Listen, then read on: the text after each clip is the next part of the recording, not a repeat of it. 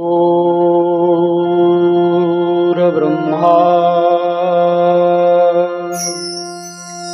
गुरुर्विष्णू गुरुर्देव महेश्वर गुरुर्साक्षात् परब्रह्म तस्मै श्री गुरुवे नमः। वंशी विभूषितकरा नवनीरदाभा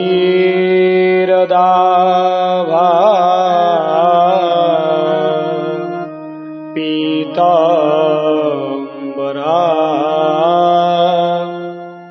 दरुणबिंबफलादरोष्टा पूर्णेदुसुन्दरमुखा अरविन्दनेत्रा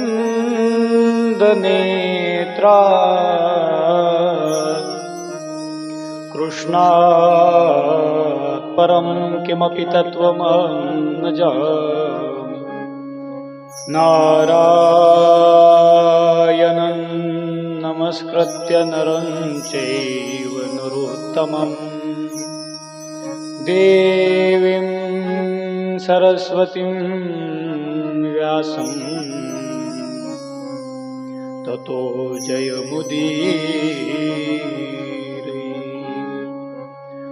नमामि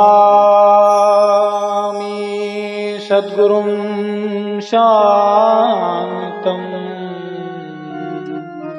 सच्चिदानन्दविग्रहं पूर्णब्रह्मपरानन्दम् मीशमानन्दे वल्लभम् महायोगपीठे तटे भीमरथं वरं पुण्डरीकाय दातुं मुनीन्द्रैः समागत्य तिष्ठं तमानन्दकन्दम् परब्रह्मलिङ्गं भजे पाण्डुरङ्गम्। कैलासराना शिवचन्द्रमौळी फणीन्द्रमाथा भ्रुकुटी झळाळी कारुण्यसिन्धू भवदुःखहारी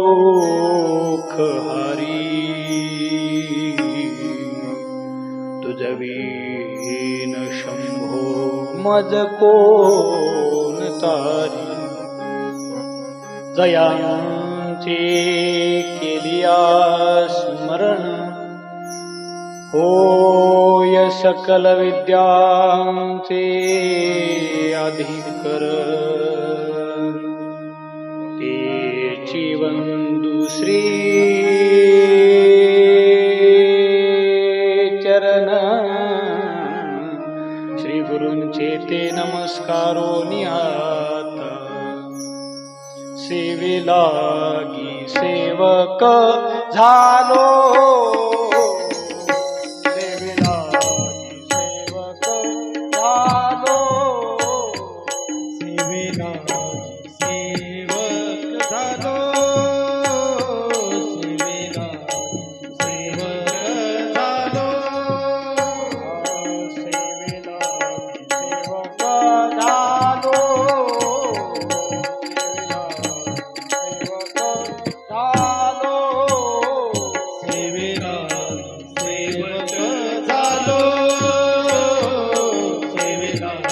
सेवक झालो तुमच्या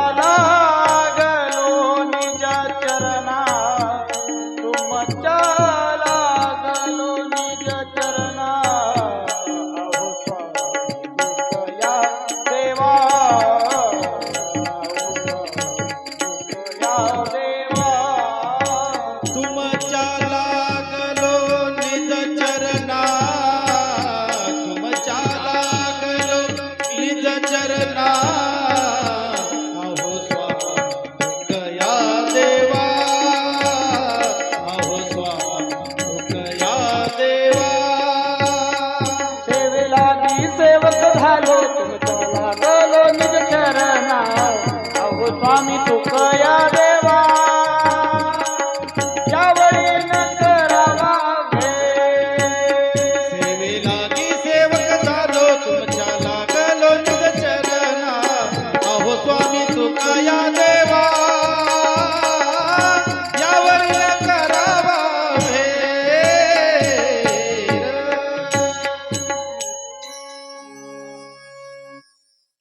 धन्यवाद. थोडं 2 मिनिटं भजन कर.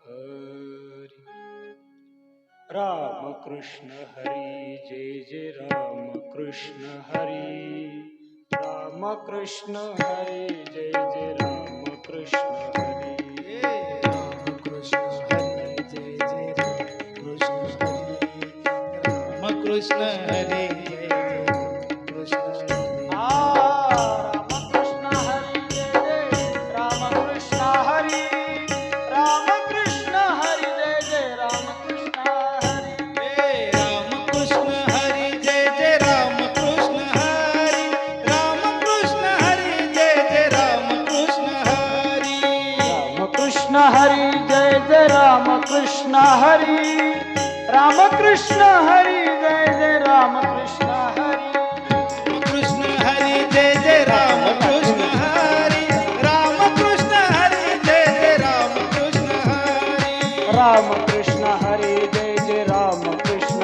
हरी रामकृष्ण हरी जय जय रामकृष्ण हरी रामकृष्ण हरी जय जय रामकृष्ण हरी रामकृष्ण हरी जय जय रामकृष्ण रामकृष्ण टाळी वाजवा रामकृष्ण हरी रामकृष्ण हरी रामकृष्ण हरी रामकृष्ण हरी जय जय रामकृष्ण हरी रामकृष्ण हरी जय जय रामकृष्ण हरी रामकृष्ण हरी जय जय रामकृष्ण मना टाळी वाजवून भजन करा जय रामकृष्ण हे हे रामकृष्ण हरी रामकृष्ण हरी जय जय रामकृष्ण हरी रामकृष्ण हरी जय जय जय रामकृष्ण हरी जय जय रामकृष्ण हरी रामकृष्ण हरी जय जय रामकृष्ण वा वा रामकृष्ण हरी जय जय रामकृष्ण हरी रामकृष्ण हरी जय जय रामकृष्ण हरी रामकृष्ण हरी जय जय रामकृष्ण हरी रामकृष्ण हरी जय जय रामकृष्ण रामकृष्ण हरी जय जय रामकृष्ण हरी रामकृष्ण हरी जय जय रामकृष्ण रामकृष्ण हरी जय जय रामकृष्ण हरी रामकृष्ण हरी जय जय रामकृष्ण रामकृष्ण हरी जय जय रामकृष्ण हरी रामकृष्ण हरी जय जय रामकृष्ण रामकृष्ण हरी जय जय रामकृष्ण हरी रामकृष्ण हरी जय जय रामकृष्ण हरी हरी रामकृष्ण हरी रामकृष्ण हरी जय जय रामकृष्ण हरी रामकृष्ण हरी जय जय रामकृष्ण हरी रामकृष्ण हरी जय जय रामकृष्ण हरी रामकृष्ण हरी जय जय रामकृष्ण रामकृष्ण हरी जय जय रामकृष्ण हरी रामकृष्ण हरी जय जय रामकृष्ण हे हरी रामकृष्ण हरी जय जय रामकृष्ण हरी रामकृष्ण हरी जय जय रामकृष्ण रामकृष्ण हरी जय जय रामकृष्ण हरी रामकृष्ण हरी जय जय रामकृष्ण हरी हे रामकृष्ण हरी जय जय रामकृष्ण हरी रामकृष्ण हरी जय जय रामकृष्ण हरी नमः पार्वती पतये हर हर महादेव.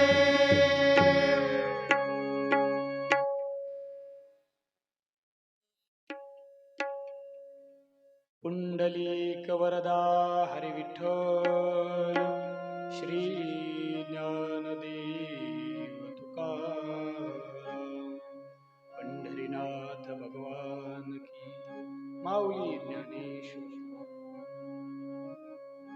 जगद्गुरु तुकाराम महाराज की जय. शांती ब्रह्म एकनाथ महाराज की जय. पवन सूत हनुमान की जय. रामचंद्र भगवान की जय. सद्गुरु जोग निसर्गगिरी महाराज की जय. सद्गुरु बंसी महाराज की जय. सद्गुरु जोग महाराज की जय. बोलो रे भाई सब संतन की जय. छत्रपती शिवाजी महाराज की जय. छत्रपती संभाजी महाराज की जय. सनातन हिंदू धर्म की जय हो.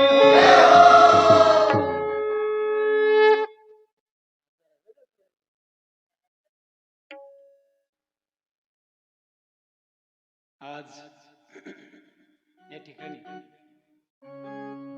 कथेचा दुसरा दिवस आणि या दुसऱ्या दिवसाच्या निमित्तानं आम्ही आज या ठिकाणी जमा झालेलो आहोत, मिळालेलो आहोत.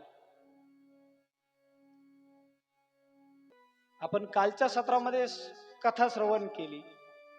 कालच्या सत्रामध्ये कथा श्रवण करत असताना आपण कोणाकोणाच्या बाबतीत कथा ऐकली? तुम्ही काल होत्या कथेला? मी नव्हतो. होत्या तुम्ही? हा महाराज मी होते. तुम्ही म्हणाल आम्ही होतो. मग आता मला सांगा, कालच्या कथेमध्ये कथा श्रवण करीत असताना आम्ही काय श्रवण केलं? श्री शिव महापुराणाचं महात्म्य श्रवण केलं.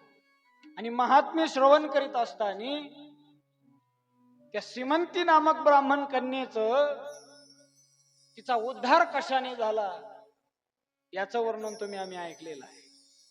चंद्राचाही उद्धार कशाने झाला, चंद्राच्या अंगावरचा कुष्ठरोग कशाने नाहीसा झाला याचंही वर्णन आम्ही ऐकलेलं आहे.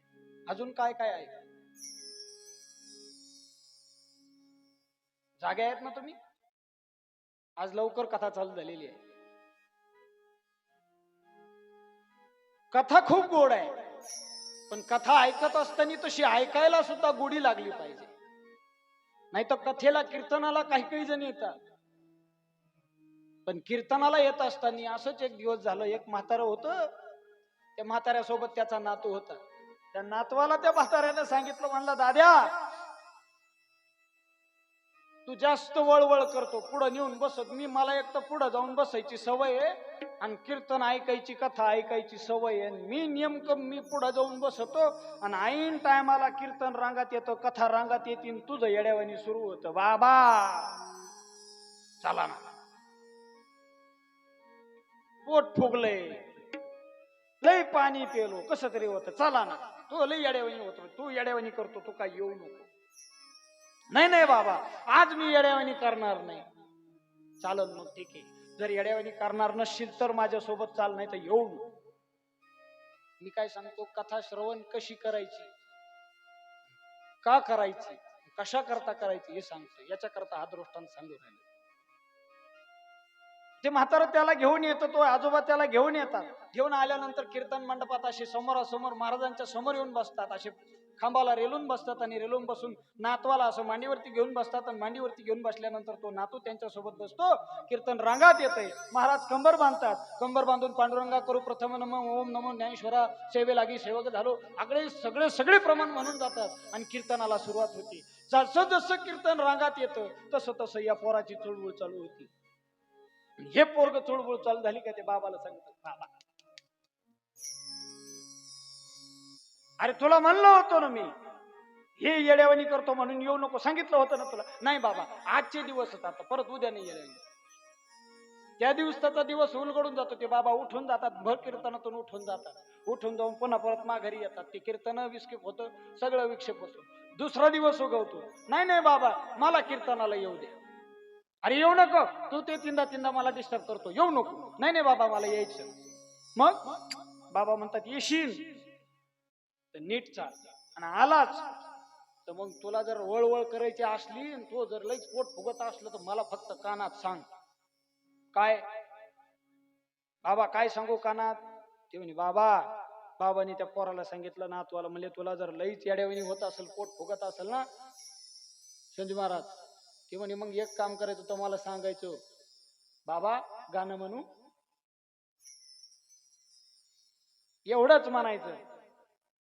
काय बाबा गाणं म्हणू, मग मी समजून जाईन. हा तू उगा डवचू नको मला असं असं तिंदा तिंदा उठा ना चला ना असं तसं करू नको. बाबा गाणं म्हणू एवढंच म्हणायचं, मग मी ओळखून घेईन तुला काय करायचंय ते. भर कीर्तनात येऊन बसतात, कीर्तन रांगात येतं, बाबा कंबर बांधतात. पुढची गोष्ट सगळी तुम्हाला माहितीये. कीर्तन रांगात सुरू झालं की ते बाबाला डवचित. बाबा म्हणते काय, बाबा गाणं म्हणू. बाबा म्हणतात म्हण ना. नाही पण मग बाबा गाणं म्हणू. आता बाबा त्या कीर्तनात इतके काय तल्लीन होऊन जातात. म्हण ना बाबा गाणं म्हणू. म्हण ना. कुठं म्हणू ते मग कानात.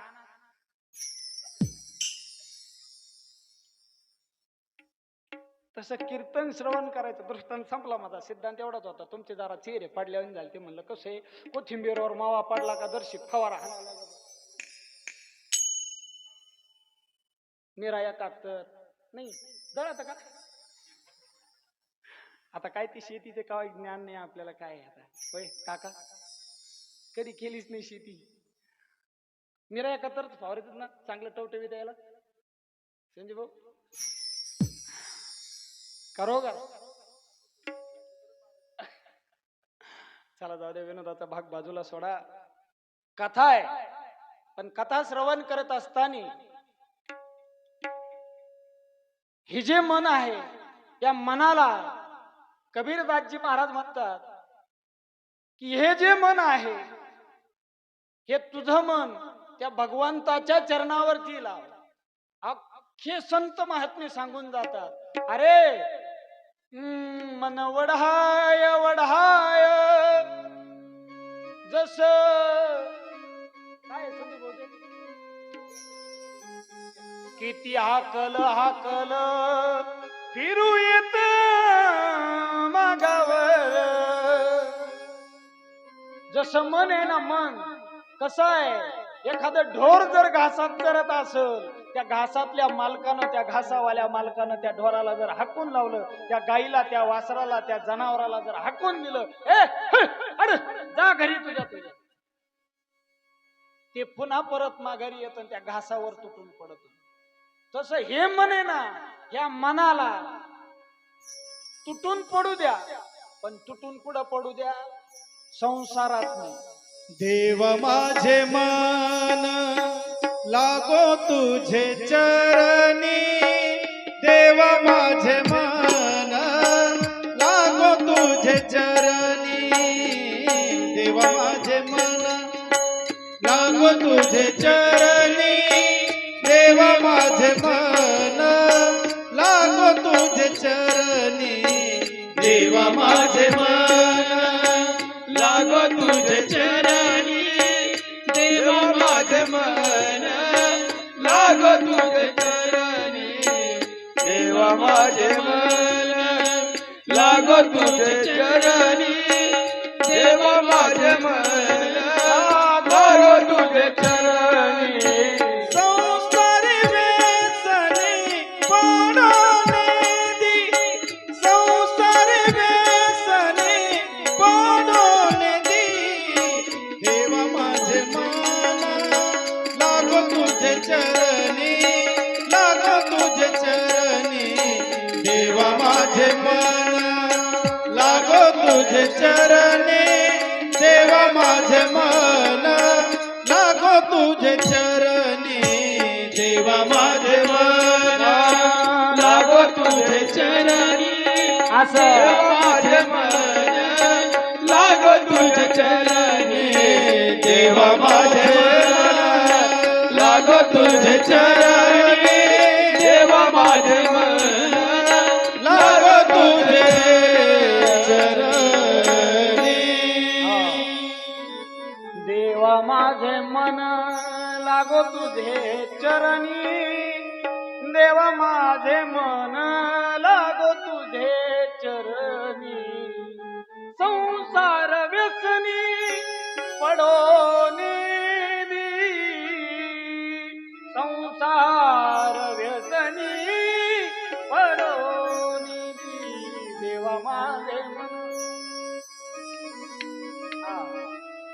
देवा माझे मन इतरांचं नाही, माझं मन आहे. माझ्या मनाला तुझ्या चरणावरती लीन करून दे. माझ्या मनाला गो छंद छंद, माझ्या मनाला गो छंद छंद, माझ्या मनाला गो छंद, माझ्या मनाला गो छंद छंद, माझ्या मनाला गो छंद. नित्य गोविंद गोविंद, नित्य गोविंद गोविंद, माझ्या मनाला गो छंद छंद, माझ्या मनाला गो छंद छंद, माझ्या मनाला गो छंद, मनाला गो छंद, मनाला गो छंद. कसं असतं तुम्हाला माहिती आहे ना. एखाद्या तरण्या मुलीचं लग्न होऊ दे, एखाद्या तरण्या मुलीचं लग्न होऊ द्या. तुम्ही कीर्तन कथा ऐकायचं ना व्यवस्थित.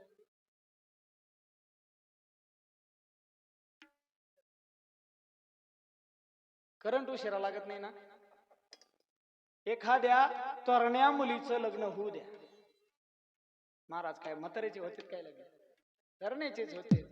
मग तरण्या मुलीचं लग्न होऊ द्या. लग्न झाल्यानंतर ती मुलगी, आता तुम्हीच घ्या स्वतः, तुम्ही ज्यावेळेस तुमचा विवाह झाला, विवाह झाल्यानंतर तुम्ही तुमच्या सासर घरी आलात, तुमचं तुम्ही स्वतः पहा.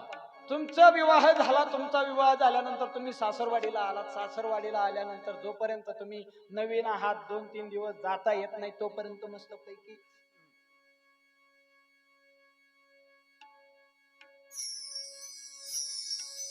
किती दिवस?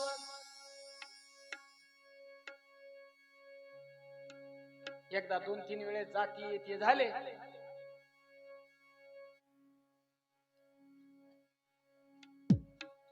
ही थरचा इकडे येतो. डोईचा पदर आला खांद्यावरी, डोईचा पदर आला खांद्यावरी, भरल्या बाजारी जाईल मी. डोईचा पदर आला खांद्यावरी, डोईचा पदर आला खांद्यावरी. मला सांगायचं काय आहे, तुम्ही आता प्रमाण देऊ नका. जोपर्यंत नवीन आहे तोपर्यंत तुम्ही पदर डोक्यावर घेता.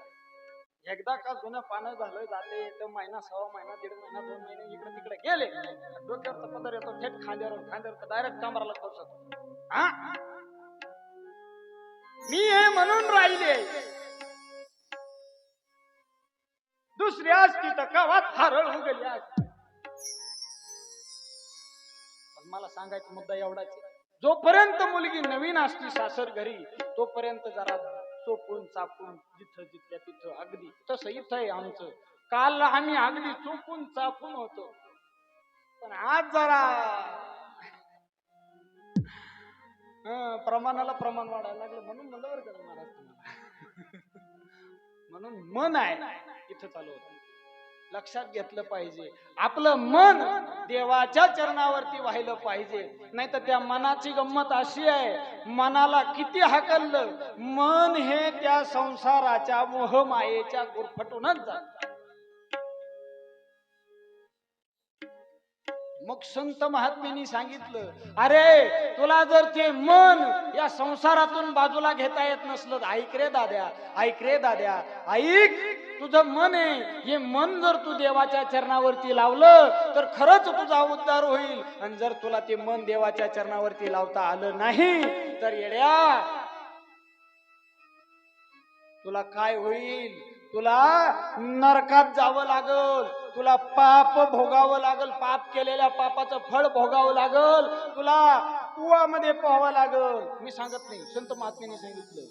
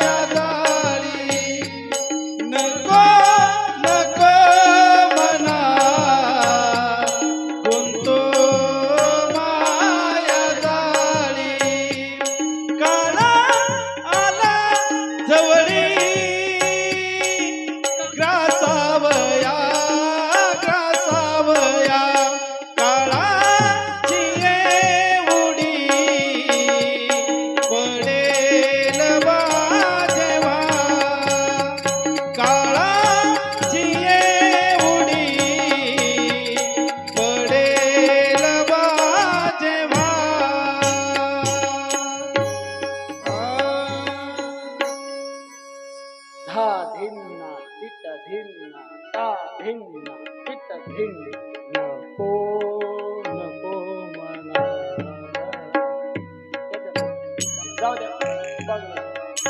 म्हणून महाराज सांगतात अरे ते जर मन तू जर एकाग्र केलं तर तुझं कल्याण झाल्याशिवाय राहणार नाही. पण आपलं वेगळं झालं महाराज. आता कथा येते, फार सुंदर कथा येते पहा.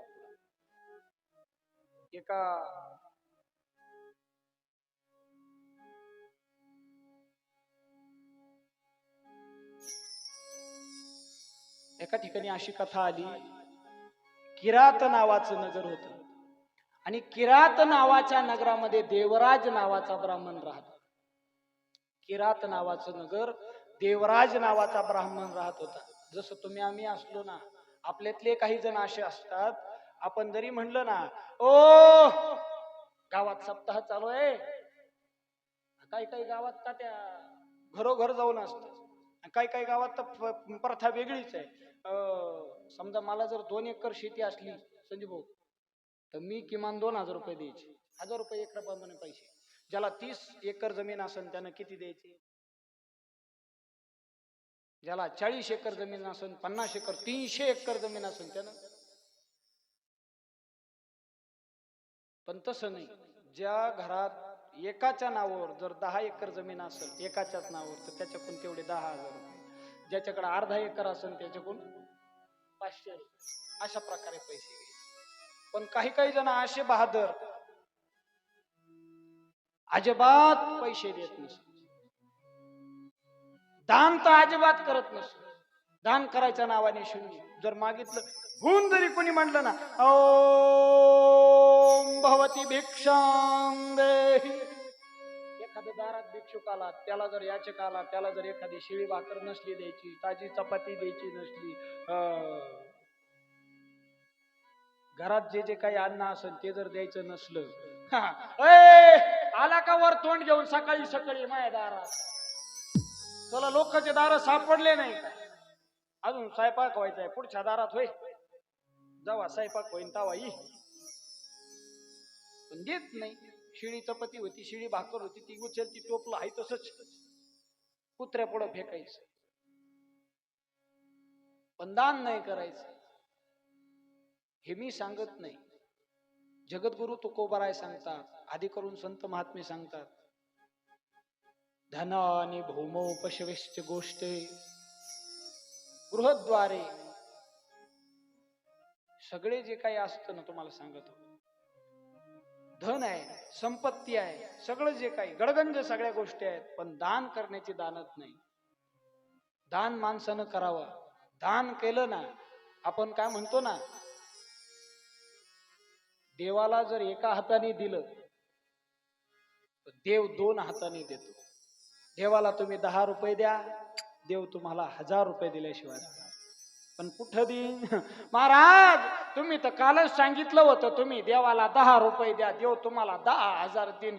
कथा होऊन महिना 1.5 महिना होत आला, माझ्याकडे 500ची नोटही आहे ना. तसं दान करून उपयोग नाही. दान केलं तर ते दान किमान मनापासून केलं पाहिजे. एक दिवस गंमत अशीच झाली. काशी नगरीमध्ये एक ब्राह्मण राहत होता बरं का तात्या. आणि त्या काशी नगरी, ही गोष्ट, ही कथा शिव महापुराणातच आलेली. काशीमध्ये एक ब्राह्मण राहत होता. तो ब्राह्मण चांगला उच्च कुळातील ब्राह्मण होता. वेदवत्ता, विद्या विभूषित ब्राह्मण होता. अगदी 4ही वेद त्याचे पाठांतरत होते. त्याची पत्नी धार्मिक होती, तोही धार्मिक होता, नाही असं नाही. पण त्याला जर कुणी म्हणलं ना, निदान 5-भर तांदूळ तरी द्या. आता तुम्ही घरभरणीची पूजा करून आली, ती 10-11 काय खारकाच्या वाट्या असत्या, 10-11 काय खारीक असून खोबऱ्याच्या वाट्या असत्या, तेवढ्या तरी द्या. त्या सुद्धा देणार नाही, असा तो ब्राह्मण होता. बरेच दिवस उलटून गेले. आता काशीत राहणारा ब्राह्मण, काशीत राहून मस्तपैकी काशी विश्वेश्वराच्या मंदिरात जाऊन काशी विश्वेश्वराच्या मंदिरातलं आलेलं धन, आलेलं दान, आलेलं काय असेल नसेल खाद्य, सगळ्या गोष्टी तो घरी न्यायचा. मेन पुजारीच तो. सगळ्या गोष्टी घरी न्यायचा, पण घरी नेऊन सगळ्या गोष्टी पोरा बाणांना स्वतः खायचा, सगळ्या गोष्टी. एक दिवस त्या पत्नीनं सांगितलं, म्हणले हो आपण किती वर्ष झाले काशीत राहतो. अशोक मामा किती वर्ष झाले काशीत राहतो. जसं आपलं लग्न झालं तसं आपण काशीत आलोत. आता आपल्या पोराचे लग्न होऊन नाताचे लग्न व्हायची वेळ आली तरी तुम्ही अजून काशीच्या गंगेत आंघोळीला गेले नाही. ते म्हणे काशीच्या गंगेत आंघोळीला गेलं का तिथं पैसे मागतील. मी तर पैसे देत नाही, नाही दिल्यामुळं मला आंघोळ करू देत नाही. मग मी आपलं इथं आलो का शावर खाली करतो मस्त पैकी गरम पाणी. मग आता एक काम करा म्हणली, तुम्ही ना एवढ्या वेळेस माझं एवढ्या वेळेस ऐका. एवढ्या वेळेस तुम्ही काही करा पण एवढ्या वेळेस उद्या शिवरात्रीचा पर्व काळ आहे म्हणले. उद्या शिवरात्रीचा पर्व काळ आहे. शिवरात्रीचा पर्व काळामध्ये गंगेचं स्नान फार महत्वाचं आहे. गंगेचं स्नान केल्यानं पूर्ण पातक जळून जातं, नाहीसं होतं, पापाची होळी होऊन जाते म्हणले. ते म्हणे पण तिथं दिवसा गेलं का तिथं पैसे मागत रे आंघोळीला, कुठं जाते तिथं. ते म्हणे मग दिवसा जाऊ नका. तुम्ही सांगतात ना शिवकथेत सांगितले जातं म्हणे, शिवपुराणात सांगितलेले रात्री 12 वाजता तिथं पाण्याला शिवायचं नाही. किमान पहाट तर शिवून देते ना 4-5 वाजता. ज्यावेळेस कोणी नसेल त्यावेळेस तिथं जायचं, पहिलाच नंबर लावून माघारी यायचं. कशाला पैसे मागतील तुम्हाला. ते पार 9 वाजता त्यांची ड्युटी चालू होती पैसे मागणार. हा खरं आहे म्हणला. मी उद्या काही करून सकाळ सकाळ दिवस उगायच्या आत तिथं पहाटेच जातो ना आंघोळ करून माघारी येतो. ब्राह्मण पहाटेच उठला. पहाटे उठून टावेल अंगावरती घेतला, असा मस्तपैकी लुंग गुंडाळून टावेल अंगावरती घेतला, ब्रश घेतला, त्याला टूथपेस्ट लावली पतंजलीची. नाही त्यावेळेस वेगळं होतं नाही, आकुट होता. काय असेल ते त्यावेळेच बघून घ्या. त्यानं मस्तपैकी निघाला. पहाटेच्या वेळी होती, पहाटेच्या पहाटे निघाला. असं थंडगार वारा होता मस्त असा. तो त्या गंगेच्या स्नाना करता निघाला असा. जंगली महाराजांच्या मठापासून, जंगली महाराजांचा मठ आहे पहा काशी, ऐन गंगेच्या तीरालाच आहे. तिथून असा निघाला. त्या काठाकाठानं असा खाली पायरीनं उतरू लागला. उतरून असं त्यानं टावेल एका साईडला ठेवला, असं कपडे वगैरे एका साईडला ठेवले. मस्त असं स्नाना करता गंगेत उतरल्याबरोबर त्यानं असा गंगेत हात घातला. शिव शिव शिव शिव शिव शिव शंकर शंभो शंकर हर हर हर हर महादेव. गंगेत हात घालून मस्त असं पाणी अंगावरती शिंपडलं. पाय गंगेत टाकला आणि फक्त पाय गंगेत टाकला, आतमध्ये शिरला. कमरा इतकं पाणी झालं, छाती इतकं पाणी झालं. आणि गंगेला असं आक दाबून बुडी मारायची. बुडी मारली. बुडी मारून वर आला. वर आल्या बरोबर त्याच्या पुढे एक जण उभा राहिला. म्हणजे ओ कोणाला विचारून गंगेत डुबकी मारली. अरे बापरे म्हणले, तुम्ही इथं आलो त्यावेळेस तर कोणीच नव्हतं, डुबकी मारूस तर कोणी नव्हतं. अचानक तुम्ही, मी इथं राखण करतोय, तुला उडी कोणी मारायची, डुबकी कोणी मारायची सांगितली, कोणाला विचारून डुबकी मारली. आता काय करू. 500 रुपयाची पावती फाडावं लागेल. 500 रुपयाची पावती. हो, मी तर आणले नाही सोबत. मग मी तुम्हाला 2 पायल्या गहू देतो. माझ्या घरी या, 2 पायल्या गहू, 500 रुपयावारी 2 पायल्या गहू घेऊन जा. बरोबर म्हणला. मग अजून एक डुबकी मारू. हो मार. त्यानं नाक दाबलं, डुबकी मारली. परत वर आला. वस्त्र घेतली अंगावरती, सगळं ते व्यवस्थित झाला. व्यवस्थित झाल्यानंतर तो जो मागणारा होता त्याला म्हणला, रामकृष्ण हरी, हर हर महादेव, येऊ का. तेवढं घरी येऊन घेऊन जा बरं का दुपारून. ते म्हणला चालन ना, घेऊन जाईन, येतो मी दुपारी तुमच्याकडे घरी. हे घरी आलं. घरी आलं ते देवपूजा वगैरे झाली. देवपूजा वगैरे देवपूजा वगैरे झाल्यानंतर त्याची पत्नी त्याला चहा घेऊन आली. चहा घेऊन आल्यानंतर त्याची पत्नी त्याला म्हणली, कस काय झाली स्नान, कस काय झालं स्नान गंगेचं, मस्त झालं का स्नान. कशाचं काय मस्त आणि कशाचं काय तस्त. गंगेत डुबकी मारली. डुबकी मारून वर आलो तर एक जण माय पुढे लगे टपकन आला. म्हणले 500 रुपये दी. कशाचे म्हणे, आंघोळीची. मग काय म्हणले तुम्ही, दिले काय त्याला 500 रुपये. मी पैसे देतोय, एवढा येडा आहे मी पैसे द्यायला, मी लोक कोण घेऊ का, त्याला देऊ. बर बोलले, नाही दिले. मग त्याला 2 पायल्या गव्हाची गोळी केली, घरी घेऊन जाईल. त्याला काय माहित मा घरी इथे त्याची नाही ओळख नाही, त्यांनी मला पाहिले नाही, मी त्याला पाहिलेलं नाही कधी काशी. ठेवून मग कधी येऊन घ्यायचं जायचं सांगितलं, दुपारी येऊन घेऊन जायचं सांगितलेली. बरोबर चालू. हे घरी सगळ्या गोष्टी आटपून मंदिरात गेलं, काशी विश्वेश्वराची पूजा केली, सगळं पूजा विद्या उरकून सगळं करून घरी आला. घरी येऊन मस्तपैकी यथेच्छ भोजनाचा ताव मारला. ताव मारून मस्तपैकी बेडवर जाऊन पडला आणि बेडवर जाऊन त्यानं ते वेदाचं पुस्तक घेतलं आणि वाचत बसला. ओम, सगळं ते वाचित बसला. वाचता वाचता वाचता वाचता दाराची कडी वाजली. आहे का कोणी घरात? हे म्हणले कोण आलंय बा? त्याच्या पत्नीनं दार उघडलं. म्हणले ओ देवा आहे का घरी? ती म्हणे आहे ना. ते मी सकाळी ते स्नानाला आलते त्यावेळेस मी त्यांच्याकडे ते पाहिलं. म्हणे त्यांना सांगितलं म्हणे आंघोळीला आलात तर मग मला 500 रुपये द्यावे लागतील. ते म्हणे 500 रुपये नाही, पण 2 पायल्या गहू देईन. 2 पायल्या गहू द्या. ते म्हणे मी त्यांना विचारून येते. घरात गेल्यानंतर त्यांना विचारलं. म्हणले हो असं असं अमुक अमुक बाहेर आलाय. ते म्हणे त्याला म्हणा त्यांना ताप आलाय. बाबू हे म्हणे मग ते ताप उतरूच तर मी इथंच बसून राहतो. हा म्हणे बाहेर बसा, तुम्हाला जेवायला देते. त्याला जेवायला दिलं, सगळं केलं. सगळं झाल्यानंतर ते बाहेर परत 2-3 तासांनी पुन्हा तिनं दार उघडलं. काय? हा ते 2 पायल्या गहू. हा आलेच 2 मिनिटात. त्याच्यापाशी गेली. हो 2 पायल्या गहू. त्याला म्हणते मेला. बराच काळ उलटून गेला. ती म्हणजे ए गावाले हो. अरे हे गेलं. अख्खं गाव गोळा केलं. गाव गोळा करून सगळं गाव गोळा झालं. त्यानं तिरडीवर बांधलं, सगळं झालं. ते असंच पडून त्याची बायको सगळं काही त्याला म्हणायची उठा ना, काय कवर असं तसं सगळ्या गोष्टी झाल्या. त्याला उचलून पार स्मशानात नेलो.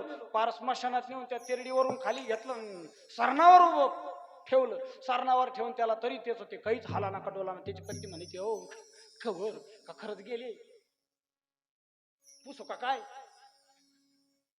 तरी त्या हालाना कटोलाना काही व्हायना, कसं व्हायना. तिथं महादेव ते जे मागणार होतं का ते गेले तिथं. ते गेल्यानंतर त्याच्या कानात म्हणे उठतो का कसं? आता लई जवळ आले, त्याने देण्याचा जाशी. असं हळू चक डोळा उघडून पाहतो. अरे नको नको, 2 पायल्या गहू द्यायचे. नाही शेवटी पाणी पाजायची वेळ आली तरी ती उठाना. परत ते ब्राह्मण देवा त्याच्यापाशी. अरे मी तुझ्यावर प्रसन्न झालो. मी भोळा महादेव आहे म्हणले, शंकर आहे.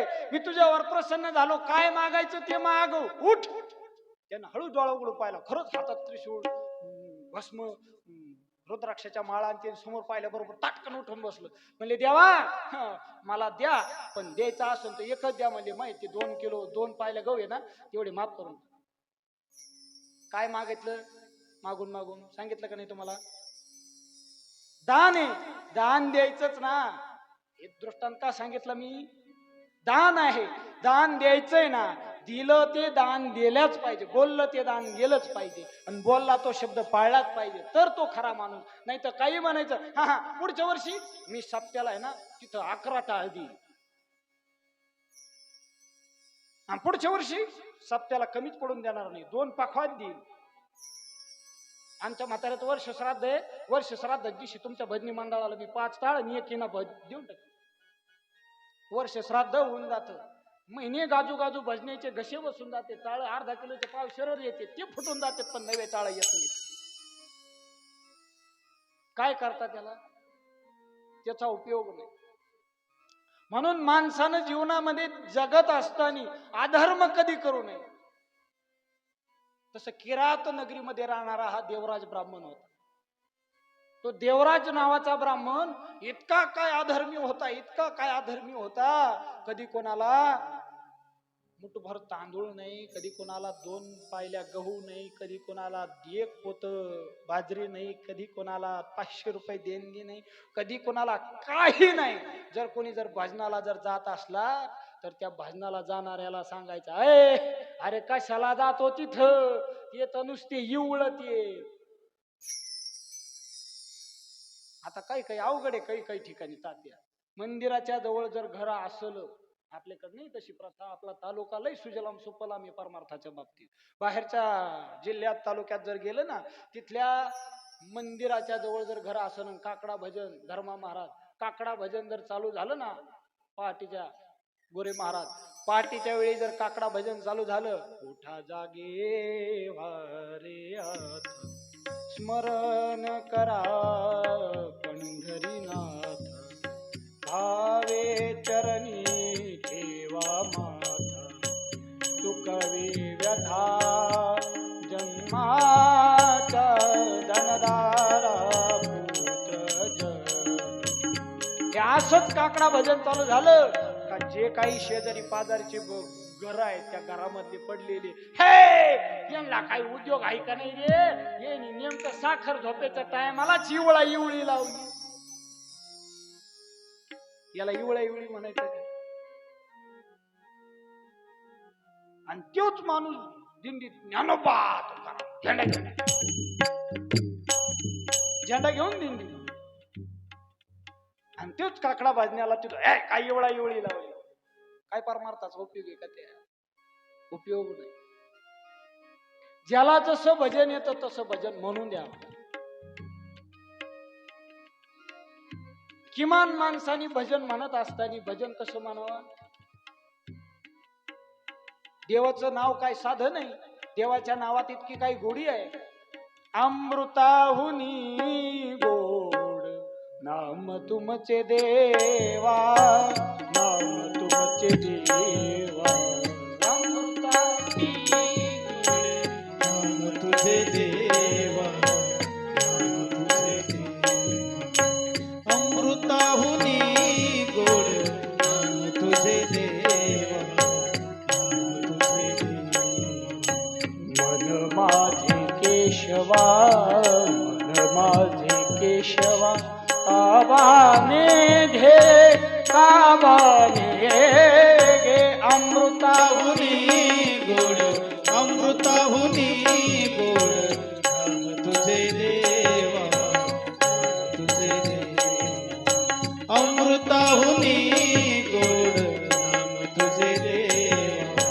नाम तुझे देवा हो आता अमृत ही पेक्षा गोड त्या देवाचं नाव आहे तसं तुम्ही महिला मंडळ दिंडीत असो किंवा इतर ठिकाणी कार्यक्रमाला गेल्यानंतर तिथं जर असं सप्ताह असला ना हरिपाठ जर संपला ना हरिपाठ संपल्यावर कीर्तनाला जर येळा असला कीर्तनाला येळा असला तर तिथून माईकावाले कोण माईक घेतात अय मला माईक दी मला एक आगम मागायचा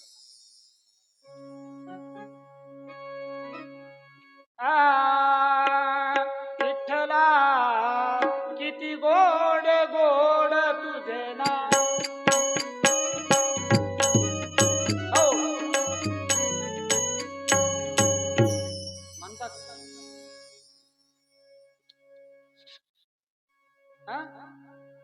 हेच म्हणता का दुसरं म्हणतात ना पण म्हणायला पाहिजे इथं गंमत अशी आहे इथं संत महात्म्यांनी सांगितलं काही जणांना म्हणलं का चला ना कथेला ते काय आमचं काय नाही ते म्हाताऱ्या माणसाचे काम कीर्तनाला जाणं कथेला जाणं प्रवचन ऐकणं मग तो काय आई तरुण तर ही मजा करून जाशीन मारून तर टाकतेन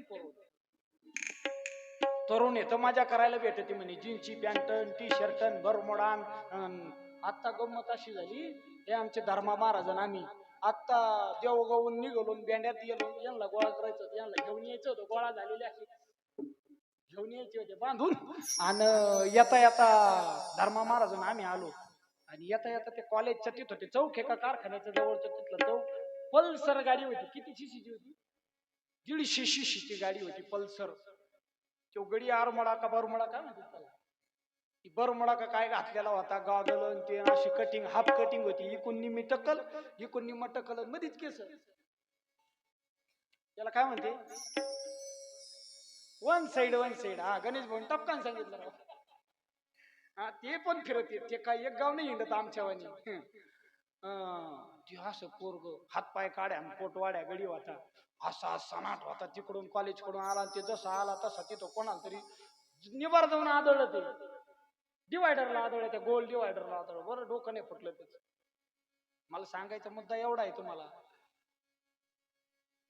परमार्थ करायचा आहे ना, परमार्थ हा तरण्याने करायचा आहे. हे मजा हजा तरुणपणी करा ना, मजा हजा करायचेच दिवस आहेत. हे मजा हजा करण्याकरता दिवस घालायचे नाही. मजा हजा करून काय भेटत आहे हो? जगद्गुरु तुकोबारायांनी सांगितलं, परमार्थ महाधन जोडी देवाची चरण अभाव या जगन हे उपाय लाभाचे धनदारा पुत्रजन.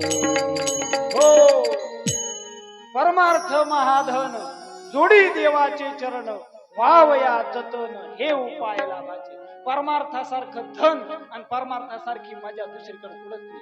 किती डीजे पुढं नाचा, किती नवरदेवा पुढे डीजे पुढे नाचा, किती नाचले आणि किती मिरवणुका नाचा, पण दिंडीत नाचण्यात जी मजा आहे,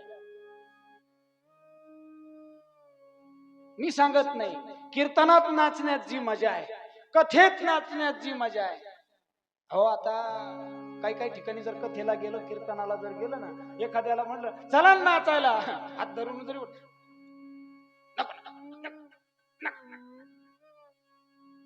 अरे नाचा ना, नाचू कीर्तनाचे रंगी, नाचू कीर्तनाचे रंगी, नाचू कीर्तनाचे रंगी, नाचू कीर्तनाचे रंगी, नाचू कीर्तनाचे रंगी, नाचू कीर्तनाचे रंगी, नाचू कीर्तनाचे रंगी, नाचू कीर्तनाचे रंगी, नाचू कीर्तनाचे रंगी ज्ञानदीप लावू जगी, नाचू कीर्तनाचे रंगी ज्ञानदीप लावू जगी, नाचू कीर्तनाचे रंगी ज्ञानदीप लावू जगी, नाचू कीर्तनाचे रंगी ज्ञानदीप लावू नाचू नाचू नाचू कीर्तनाचे रंगी, नाचू कीर्तनाचे रंगी, नाचू कीर्तनाचे रंगी, नाचू कीर्तनाचे रंगी. नाचू कीर्तनाचे रंगी, नाचू कीर्तनाचे रंगी, नाचू कीर्तनाचे रंगी, नाचू कीर्तनाचे रंगी. हो, नाचू कीर्तनाचे रंगी ज्ञानदीप लावू जगी. एवढंच काय, मीराबाई तर म्हणतात ना, नाचूंगी नाचूंगी नाचूंगी नाचूंगी नाचूंगी, हरिगुण गावत नाचूंगी, अपने मंदिर में बैठ बैठ कर गीता भागवत में बाचूंगी, अपने बंगले में बैठ कर मैं टीवी पे कुमकुम भाग्य बघूंगी,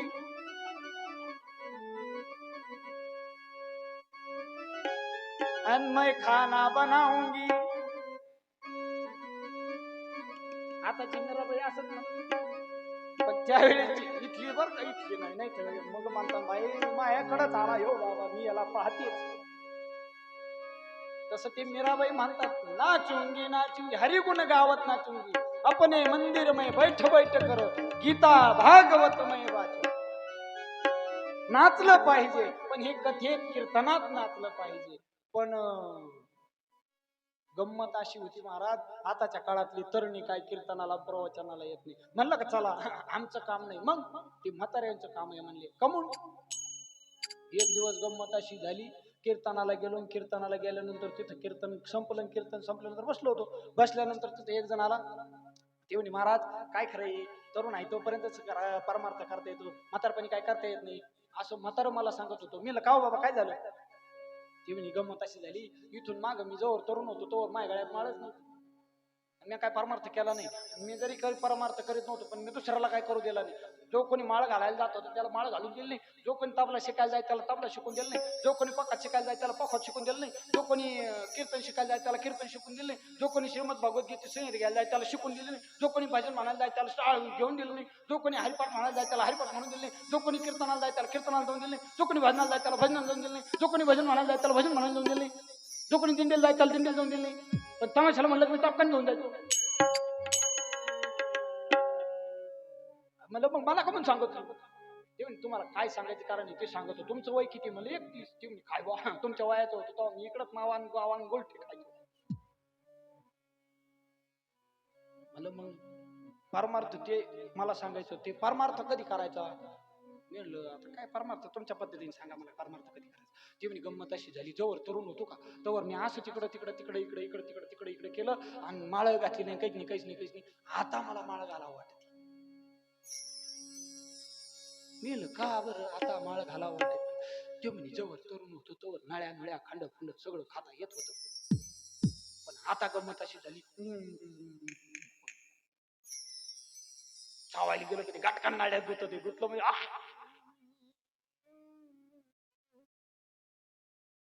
काय त्या परमार्थाला काय करता म्हातारपणी परमार्थ. म्हणून तरुण आहे तोपर्यंत परमार्थ करावा, अधर्म करू नये.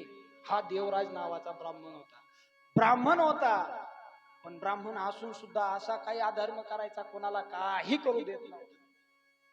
योगायोगानं त्याची पत्नी सुद्धा इतकी धार्मिक प्रवृत्तीची होती. त्याच्या पत्नीचं नाव होतं शोभावती. शोभावती नावाची त्याची पत्नी होती, धार्मिक प्रवृत्तीची पत्नी होती. त्याचा इतका अधर्म वाढला, इतका अधर्म वाढला, इतका अधर्म वाढला. अधर्म करता करता करता करता त्याला जरा वेगळाच नाद लागला, आणि वेगळाच नाद लागला तर गंमत अशी झाली. एक दिवस तो खाली बैस ना दाद्या, नाही तर इथं तर येऊन बैस. काल एक होता, आज तू आला का? त्याला जाऊन द्या, आपल्यातले लेकर आहेत, लहानपण देगा देवान मुंगळी साखऱ्याचा रावा. आम्हाला तुमच्या वयात यावाच लागत आहे परत एकदा. गंगेला स्नाना करता निघाला, गंगेला स्नाना करता निघाल्यानंतर गंगेचं स्नान करण्याकरता गेला, गंगेच्या जवळ जवळ गेला. गंगेच्या जवळ गेल्यानंतर त्या ठिकाणी एक वेश्या होती. ती वेश्या त्या ठिकाणी होती. तिथं गेल्यानंतर त्या वेश्येचं नाव शोभावती होतं पहा, आणि त्याची पत्नी होती. त्याची पत्नी इतकी काय दिसायला सुंदर होती, इतकी काय रूपवान होती, इतकं काय, जरी पाणी जर पिलं ना, पाणी असा घास जरी खाल्ला ना, घास भाकरीचा घास असो, चपातीचा घास असो, अगर कोणताही अन्नाचा घास असू द्या, तो अन्नाचा घास जर तिनं असा घास खाल्ला तर खाल्ल्यानंतर गिळला तर इथं दिसायचं.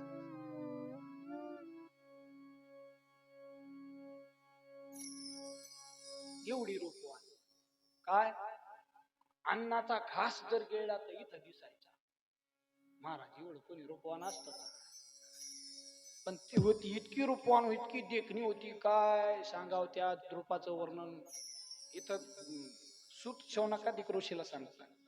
इतकी देखणी ती होती त्याची, त्या देवराज नावाच्या ब्राह्मणाची पत्नी. पण ती पत्नी इतकी सुंदर असून सुद्धा त्याला त्या शोभावतीच्या त्या वेश्या त्याला आवडली. तो तिच्या जवळ गेला, आणि तिच्या जवळ गेल्यानंतर त्या वेश्येला म्हणू लागला, म्हणले ए काय नाव आहे तुझं? तिनं सांगितलं माझं नाव शोभावती आहे. कुठं राहते तू? ते म्हणले मी इथं राहते.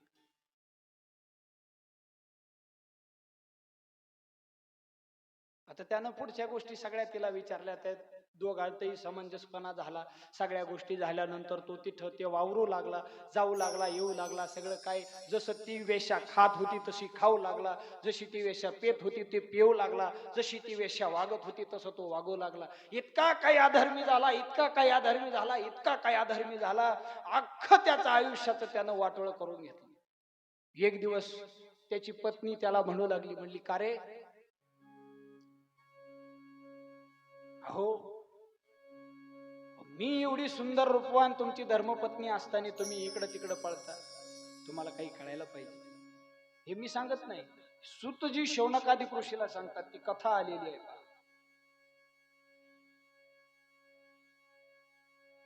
त्या पत्नीनं असं सांगितल्याबरोबर त्या पत्नीला देवराजनं सांगितलं, म्हणले ए आजपासून तुझा आणि माझा संबंध संपला. म्हणले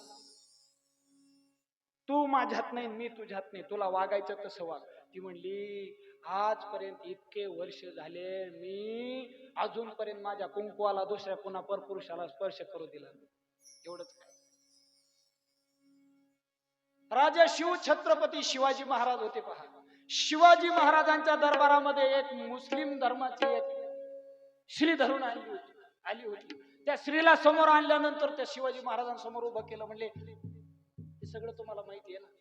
त्यावेळेस शिवाजी महाराजांनी सांगितले परश्री माते समान. बाई म्हणले तू माझी आई आहे. तिची ओटी भरून दिली खणा नारळ.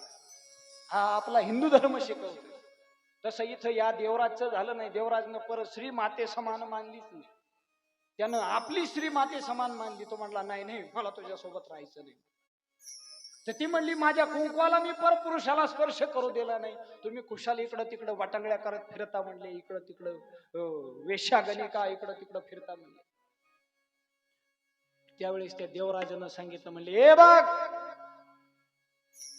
तुला जसं वागायचं तसं तू वागू शकते. तुला जसं खायचं तसं तू खाऊ शकते. तुला जसं राहायचं तसं तू राहू शकते. माझी तुला हरकत नाही. जे मी करतोय जिच्या सोबत मी राहतोय तसं तुला राहायचं असलं तिच्यासारखं तुला राहायचं असलं तर तू राहू शकते.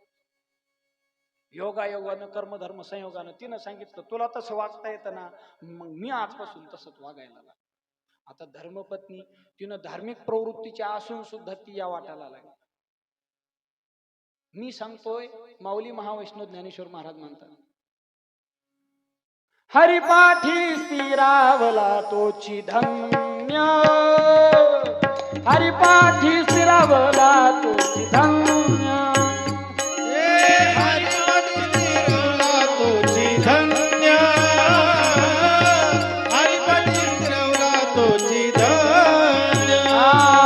मनोमार्गे गेला तो तेथेची मुकला. मनोमार्गे गेला तो तेथेची मुकला. मनोमार्गे गेला तो तेथेची मुकला. मनोमार्गे गेला तो तेथेची मुकला. हरिपाठी स्थिरावला तोची धन्य.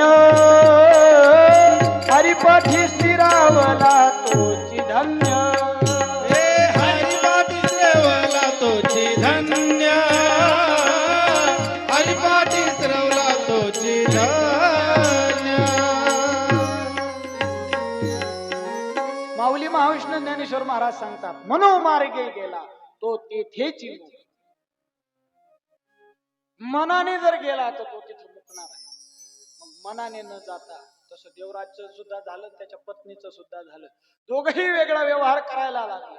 संसारात त्यांचं मन लागलं नाही. प्रपंचात त्यांचं मन लागलं नाही. सगळा व्यवहार त्यांनी वेश्याचाच व्यवहार चालू. बरेच दिवस झाले. योगायोगानं गंमत अशी झाली तो देवराज नावाचा ब्राह्मण मृत्युमुखी पडला. मृत्यू पावला. मरण पावला. मरण पावल्यानंतर योगायोगानं त्याला मरण पावला आणि तो नरकात गेला. यमलोकात गेला. यमलोकात गेल्यानंतर यमलोकात त्यानं बरेच काळ त्यानं यमलोकातली शिक्षा भोगली. यमलोकातली शिक्षा भोगून आणि शिक्षा भोगल्यानंतर तो प्रयाग क्षेत्रावरती गेला. आणि प्रयाग क्षेत्रावरती त्या ठिकाणी पिशाच्या योनीमध्ये राहू लागला. भूताच्या योनीमध्ये राहू लागला. आणि भूताच्या योनीमध्ये राहिल्यानंतर तिथं भूत म्हणून राहायला लागला. आणि भूत म्हणून राहिला तो कोणालाही त्रास द्यायचा. तिथं जर कोणी आलं ना आता जुन्या काळात होतं पहा एखाद्या रस्त्याच्या कडाला दादा एखाद्या रस्त्याच्या कडाला जर कवठीचं झाड असलं तर कवठीच्या झाडाखालून अमावस्येच्या दिवशी रात्री 12 वाजता जाऊ नको रे. तिथं काय भूत असत. तिथं भूत हाडळ असती. ती असंच झालं एक दिवस कीर्तनातही तिने ऐकलं कवठीच्या झाडावर भूत असतं म्हणले. कवठीच्या झाडाखालून जायचं नाही. योगायोगाने सप्ताह चालू होता. त्या कीर्तन होतं. कीर्तना करता गेला 9 ते 11 कीर्तन असत त्यावेळेच आताच नाही. आणि 9 ते 11 कीर्तन संपलं. 11 11:30 कीर्तन संपलं. यानं सतरंजी बितरंजा गोळ्या करूस तर इकडं तिकडं सगळं झाडलोट करूस तर सगळ्या सोयीला लावूस तर चहाचे भांडे बिंडे घासून व्यवस्थित पातेले बितेले ठेवून जारबीर व्यवस्थित नळबीळ बंद करून गाला दिला धुवून सगळ्या गोष्टी करूस तर मंदिराला कुलूप लावूस तर याला वाजले 2. निघालं घरी. आणि घरी निघता निघता रस्त्याच्या कडाला कवठीचं झाड. त्याला रस्त्यानं कवठीचं झाड लागलं. यानं रस्त्यात ध्यानात ठेवलं होतं. महाराजांनी सांगितलं अमावस्येच्या दिवशी कवठीच्या झाडावरती हाडळ राहतं भूत राहतं. हे चालता चालता गंमत अशी झाली. योगायोगानं त्याचं ते धोत्राची गाठण थोडी ढिली झाली. आणि पुढच्या मिऱ्यातलं ते राहते ना ती थोडी खाली पायात अंगठ्यात गुतायला लागली काका. आणि अंगठ्यात गुतायला लागली म्हणून ते चालायचं राम राम राम राम राम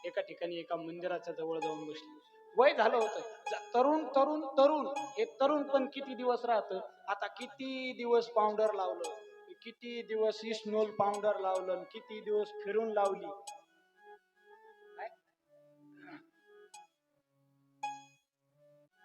फिरून लावली का काय काय रे दिदी?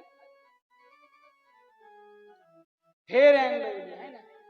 फेरून लावली. मी फिरूनच लावली म्हणतात.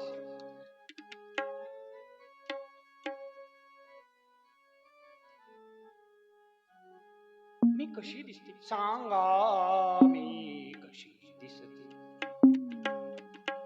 ती फिरून किती फेरून लावली लावा, किती स्नोल पावडर करा, किती गन पावडर करा, किती नाटा फाटा करा, किती नाकात काजळ आपलं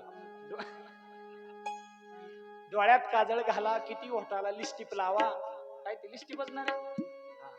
ती लिस्टिप लावा, किती काही करा. किती दिवस तरुण दिसता.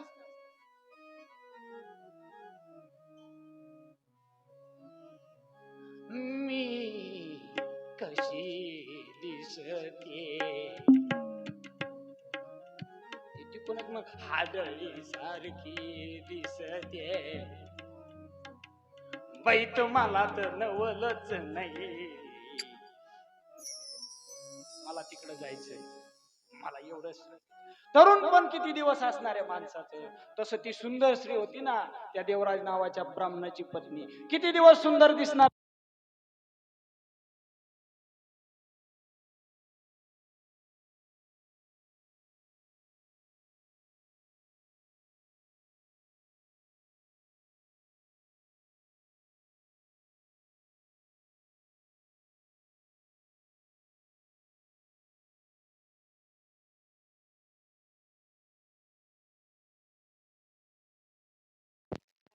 आली आली.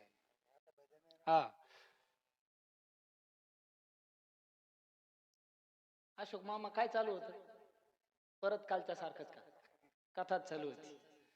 किती सुंदर दिसणार आहे. वयस्कर झाल्यानंतर नाका वखा गळू लागेल लाळ आणि शिमड भाताचे दाताच्या पार गार डोळ्याच्या गारगुटी झाल्या. कानानं ऐकू येत नाही. तोंडातली पार खोबऱ्याची वाटी झाली.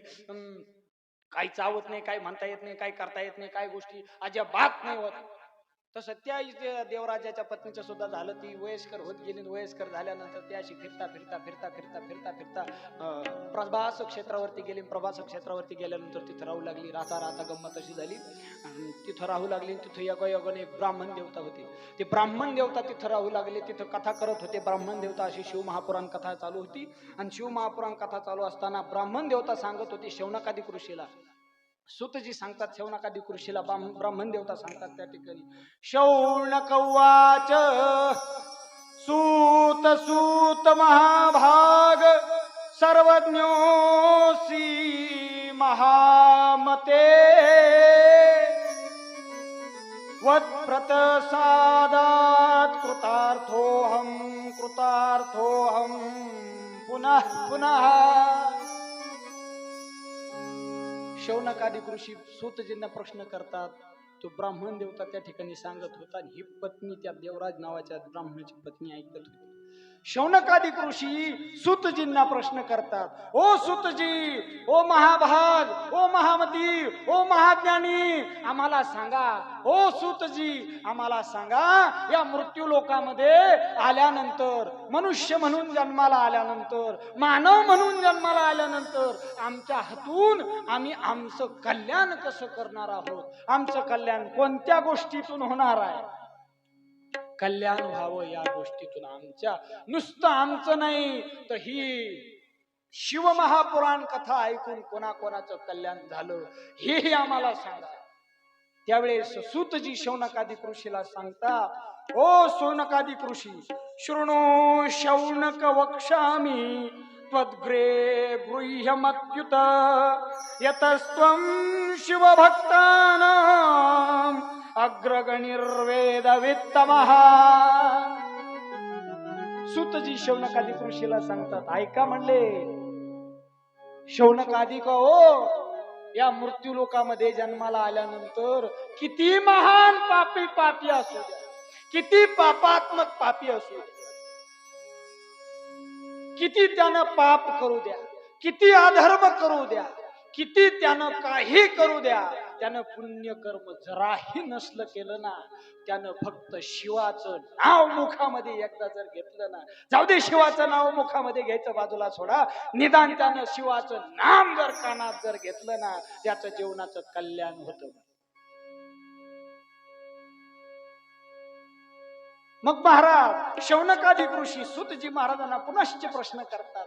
ओ सूतजी, धन्या धन्या कथा शंभोस्त्वं धन्यो धन्य एवच यदा कर्णन मात्रेन शिवलोकं व्रजेन्नरः.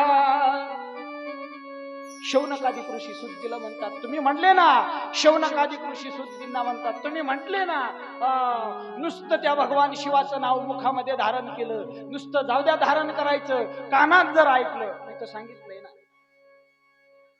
यदा कर्णन मात्रेन शिवलोकं व्रजेन्नरः. यदा कर्णेन मात्रेन, कानात मात्र फक्त कानाने जर त्या देवाचं नाव नुसतं ऐकलं. महाराज मग आम्ही कानाने नाही तर कोण, आपणही कानाने ऐकत होत, पण कानाने ऐकत असताना कथा संपली, सगळे ज्याच्या त्याच्या घरी निघाले.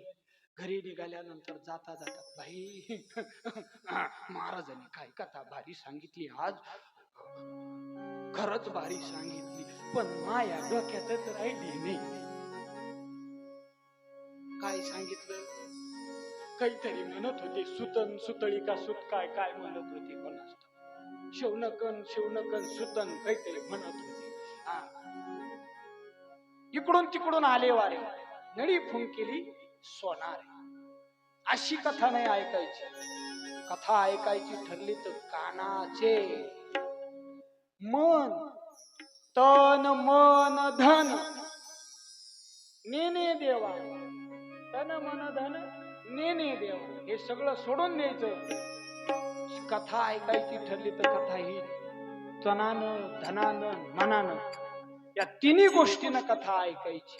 कथा श्रवण करायची. मग कथा श्रवण करायला मग काय होतंय गमत, काही जणांचं लय अवघड आहे. संजू भाऊ, एक जण कथेला येऊन कीर्तनाला येऊन बसलं, कीर्तन झाल्यानंतर असा हात फिरला, बाबा काय कीर्तन केलं बाई तुम्ही, काय कीर्तन केलं बा, खरंच लय आवडलं मला, लय जबरदस्त कीर्तन केलं. निघालं घरी. दुसऱ्याने विचारलं, कसं काय कीर्तन, काय पाहिजे, काय सांगितलं बाबांनी कीर्तनात, आपल्याला नाही कळलं बा. काय कीर्तन, काही केलं म्हणलं का, कीर्तनाला चला, हे काय लगेच, काही काय आता कीर्तनात येऊन बसतेत ना, बसले तरी मग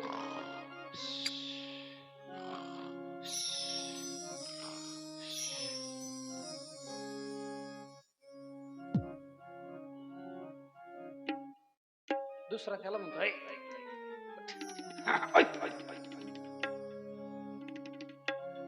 त्याला शेजारचा विचारतो, का रे इथं झोपायला येतो का, अरे काय सांगू भाऊ, घरी गेला का घरी त्यानं म्हणावं, आला का डंगर, आला का गिळ, नुसतं गिळीत, नुसतं काम नाही धाम नाही, येतं नुसतं बसत, नुसतं इथंच थुकत, इथंच सगळ्या गोष्टी करत, असंच करत तसंच करत. घरच्या तारसाला कंट्रोल निदान इथे येऊन बसलं का तेवढे दोन नाम ऐकू येतील. ऐकू येईन का ते? कथा ऐकायची ना, तर कथा ऐकत असताना तनानं मनानं धनानं चित्तानं शांत चित्तानं ऐका. नाही तर चित्त समाधान असलं तरच कथा ऐकता येते. चित्त समाधान नसलं तर चित्त समाधान नाही तरी काय वाटेल ना. चित्तातच समाधान नाही, काय कथेचा उपयोग आहे. म्हणून कथा श्रवण करावी. शौनकादिक ऋषींनी सांगितलं, सूतजींनी सांगितलं शौनकादिकाला, म्हणले कथा जर ऐकायची ना, कथा चित्त देऊन ऐकायची आणि कान एक करून ऐकायची. आणि यदा कर्णेन मात्रेन, फक्त कानात जर नुसतं शिवाचं नाव जर कानात ऐकू गेलं ना, तर भगवान शिव त्याचं कल्याण केल्याशिवाय राहणार नाही. म्हणून तुम्ही आम्ही सुद्धा नुसतं कथेला येऊन बसायचं म्हणून बसायचं नाही. नुसतं कथा, आमचे पाहुणे आहेत बर का महेश महाराज, आमचे पाहुणे आहेत बर का, म्हणून आम्ही कथेला येऊन बसतो. किंवा काही काही जण म्हणतात मग आमच्या मित्राचे पाहुणे आहेत म्हणून आम्ही येऊन बसवतो, याच्या करता नाही. मी सुद्धा कथा करतो. मी कथा करतो म्हणजे मी कथा कशा करता करतो, ही कथा मला आता घसा बसलेला आहे. घसा बसलेला असून सुद्धा मी कथा करतो. तुम्ही म्हणाल बाबा 17 तारखेला तुमचं तुम्हाला,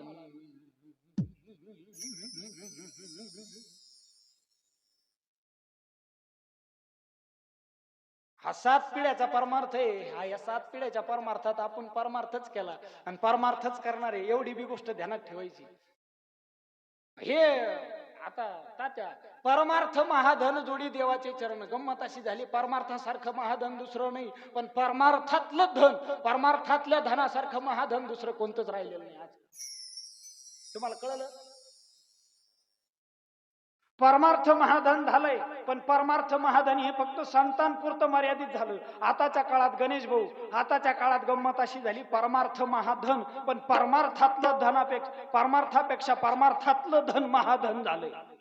हा हॅलो बाबा, तारीख मोकळी आहे ना? 51,000 रुपये. जगद्गुरु तुकाराम महाराजांनी कीर्तन केलं. कीर्तन करताना कीर्तन घेतलं, कीर्तन घेतल्यावर कीर्तनाला गेले तर ठरून गेले का कीर्तना? 51,000 तिथरच येतो, 31,000 तिथरच येतो. काही काही जण पठ्ठे एका वर्ष श्राद्धाचं कीर्तन होतात 31,000. आमच्या संजीव भाऊनी एक दिवस एका महाराजाला चांगलं खडी शिवलं होतं. परमार्थ हा परमार्थासारखा करावा, परमार्थ परमार्थासारखा करावा. मी सुद्धा कथा करतो. घसा बसलेला जवळजवळ 15-20 दिवस झाले असतील. 15-20 दिवसापासून सारखं सकाळ संध्याकाळ सकाळ संध्याकाळ सकाळ संध्याकाळ 2 टाइम कधी कधी कार्यक्रम, 3-3 टाइम कार्यक्रम करावा लागू राहील. हे शिवमहापुराण कथेचं काहीतरी मला फळ मिळालेलं आहे. शिवमहापुराण कथेचा अभ्यास चालू झाल्यापासून, जशी इथं शिवमहापुराण तात्या, जशी शिवमहापुराण कथा कालपासून चालू झाली ना, मी इथून घरी गेलो. घरी जाऊन फक्त मला तात्यानी तारीख दिली का, अशोक मामा तात्यानी तारीख दिली, म्हणले महाराज 11/3 ते 17/3 पहा शिवमहापुराण कथा करायची. जे शिवमहापुराण कथेची तारीख इथं तात्या घेतली तेव्हापासून मला रोज एक ना एक फोन येतो, बाबा तारीख एखादी मोकळी आहे का? रोज फोन येतो मला. एवढंच काय, आमचे गणेश भाऊनी हे इथं हे काय म्हणते त्याला, युट्यूब, त्याच्यावर ते टाकलं. त्याच्यावर टाकून आज ते कोणीतरी तिकडून खरडगाव सरडगाव मला फोन केला, म्हणले महाराज तुमचं ते शिवमहापुराण कथेचं ते पाहिलं म्हणे आम्ही, पण त्याच्यावर आम्हाला तुमचा नंबर नाही दिसला. आणि मग आम्ही ते सोमनाथ महाराज पाटील, जे टॉकीज फेम कीर्तनकार सोमनाथ महाराज पाटील, त्यांच्याकडून तुमचा नंबर घेतला. आम्हाला तेवढी तारीख द्या. हे कशाचं प्रतीक आहे, कशाचं फळ आहे? हे शिवमहापुराणाचं फळ आहे, हे शिवमहापुराण कथेचं फळ आहे. म्हणून लक्षात घेतलं पाहिजे. तुमच्या समोर उदाहरण आहे. जेवढं तुम्ही आम्ही ध्यान देऊन चित्त देऊन कथा ऐकू, जेवढं तुम्ही आम्ही त्या कथेमध्ये रंगून जाऊ, तुम्हाला नाही कथा निदान कथा श्रवण केली, नाही कथा श्रवण करता आली तर कथेचा मंडप तरी झाडलं पाहिजे. नाही तुम्हाला मंडप झाडता आला निदान चटाया टाकू लागलं पाहिजे. नाही तुम्हाला भजन म्हणता आलं तर निदान टाळ पाखवाद आणून ठेवता आला पाहिजे. नाही तुम्हाला भजन म्हणता आलं तर निदान घरून येताना गव्हाची कणिक तरी म्हणून घेऊन येता आली पाहिजे. नाही तुम्हाला भजन म्हणता आलं निदान येताना मृदंगाचार्या करता पावडरचा डबा तरी घेऊन आलं पाहिजे. नाही तुम्हाला भजन म्हणता आलं निदान गुळाची वाटी तरी घरून घेऊन येता आली पाहिजे. नाही तुम्हाला भजन म्हणता आलं तर निदान सप्ताह करता दान पुण्य काहीतरी दान धर्म केला पाहिजे. नाही तुम्हाला सप्ताह भजन म्हणता आलं तर निदान देवाचं नाव रामकृष्ण हरी, उठता बसता दळीता कांडिता हरी बोला देता, हरी बोला देता, उठता बसता हरी बोला, एवढं तरी किमान करा. नाही तर उठून उभा राहायचं. आता कथा संपली, कथा संपून घरी जायचं म्हणजे कसं उठू, असं नाही करायचं. बसायला गेलो कसं बसू, असं नाही करायचं. आग गगन आबा बाबा नाही करायचं.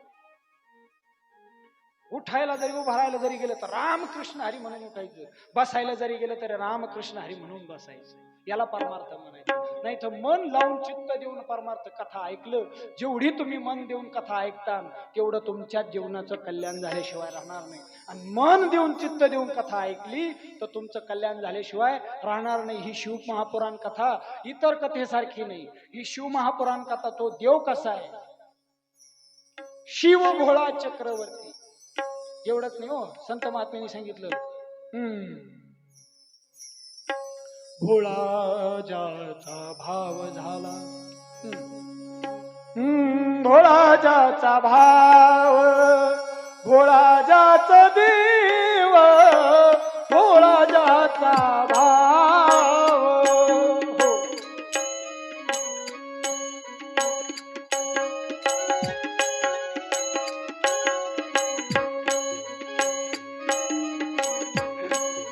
हो बस बस आपल्याला काही नाही एवढा नाही वेळ पुरत नाही कथा म्हणल्यावर वेळ पुरत नाही काय भोळा ज्याचा भाव भोळा त्याचा देव जशी तुमची आमची भक्ती असेल ना तसं देव प्रगट हो तुम्ही आम्ही हनुमंतरायाची भक्ती करा हनुमंतराय तुमच्या आमच्या समोर प्रगट होणार पण तुम्ही आम्ही भोळी भक्ती जर असली तर भगवान भोलेश्वर भगवान भोलेनाथ तुमच्या आमच्या समोर प्रगट होणार भगवान भोलेनाथाला सांगतात भगवान भोलेनाथाची जर भक्ती करायची ठरली भगवान भोलेनाथाला काही लागत नाही श्रीखंड लागत नाही भगवान भोलेनाथाला दही लागत नाही भगवान भोलेनाथाला मुगही लागत नाही भगवान भोलेनाथाला तांदूळही लागत नाही भगवान भोलेनाथाला जवसही लागत नाही भगवान भोलेनाथाला तीळ सुद्धा लागत नाही भगवान भोलेनाथाला फक्त काय लागतं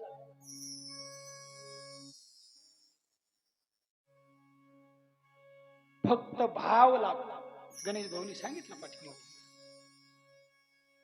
भाव लागतो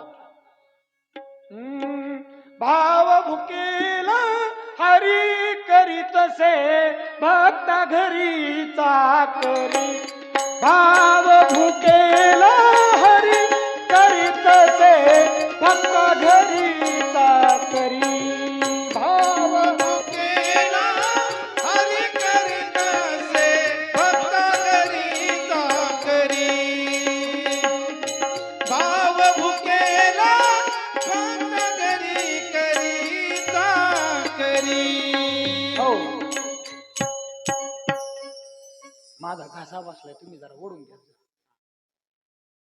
भाव भुकेला हरी करीतसे भक्ता घरीचा करी म्हणून भोळा भाव आहे तुमचा जर भोळा भाव असला तर भगवान भोळा आहे तो भोळा भगवान ताबडतोब तुमच्या आमच्यावरती प्रसन्न गंमत तीच झाली या ठिकाणी ती जी देवराजाची पत्नी होती ना ती त्या प्रभास क्षेत्रावरती गेली तिथं कथा ऐकली कथा ऐकता त्या ब्राह्मण देवतांनी सांगितलं होतं सुतजी सांगतात शौनकादिक ऋषी हो कथा जर ऐकायची ठरली तर कान एका ठिकाणी ठेवून कानाचं चांगलं एकचित्त करून कथा ऐका एकचित्त करून कथा जर ऐकली तर जीवनाचं कल्याण होईल असं तिनं ऐकल्यानंतर ती कथा ज्यावेळेस संपली कथा संपल्यानंतर ते ब्राह्मण देवता घराकडे निघाल्याबरोबर ते ब्राह्मण देवतेच्या त्या पाठीमागं गेली आणि पाठीमागं जाऊन त्या ब्राह्मण देवताला धरलं म्हणले ओ देवा 2 मिनिटं थांबा मला तुमच्याशी बोलायचं म्हणले काय बोलायचं ते ब्राह्मण देवताने तिला विचारल्याबरोबर तिनं सांगितलं म्हणले मी अशा गावून आले आणि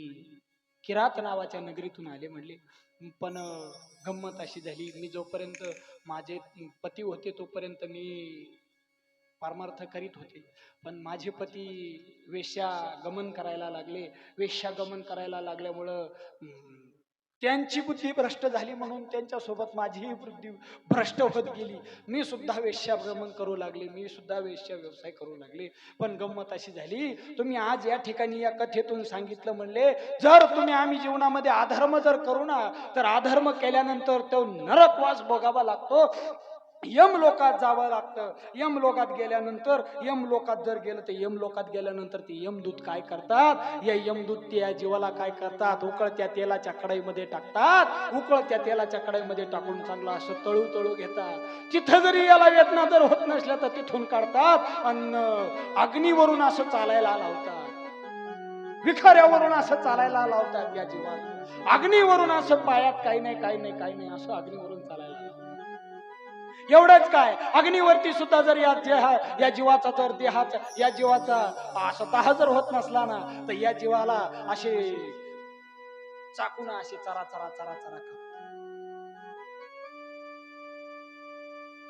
जर चाकून कापून सुद्धा या जीवाचा दाह होत नसला ना म्हणले तर ते सुळावर देतात पण सुळावर काही साधं सुद्धा देत नाही शिवपुराणमध्ये सांगितलं सुतजी सांगतात ते ब्राह्मण देवता त्या ठिकाणी सुतजी शौनकादिक ऋषींना सांगतात ते ब्राह्मण देवता त्या कथेतून सांगत होते आणि ते कथेतून सांगताना ते हे त्या ब्राह्मण देवराजाच्या पत्नीनं ऐकलं होतं आणि पत्नीनं ऐकल्यानंतर ती त्या ठिकाणी त्या पत्नीनं तिथं ऐकत असताना त्या देवराजाच्या त्या ब्राह्मण देवतांनी सांगितलं होतं म्हणजे जी पत्नी आपल्या पतीचं ऐकत नसेल जो पती आपल्या पत्नीचं आपल्या आईवडिलांचं ऐकत नसेल जो मुलगा आपल्या आईवडिलांचं वडिलांना जीव लावत नसेल, जो पती आपल्या बायकोला, आपल्या मुलांना, आपल्या आई वडिलांना जीव लावत नसेल, जी पत्नी आपल्या सासू सासऱ्यांना जीव लावत नसेल, आपल्या आई वडिलांना जीव लावत नसेल, आपल्या घरातल्यांना जीव लावत नसेल, जी पत्नी सतत अधर्मी वागत असेल, जी स्त्री सतत अधर्मी वागत असेल, पतिव्रता म्हणून वागत नसेल,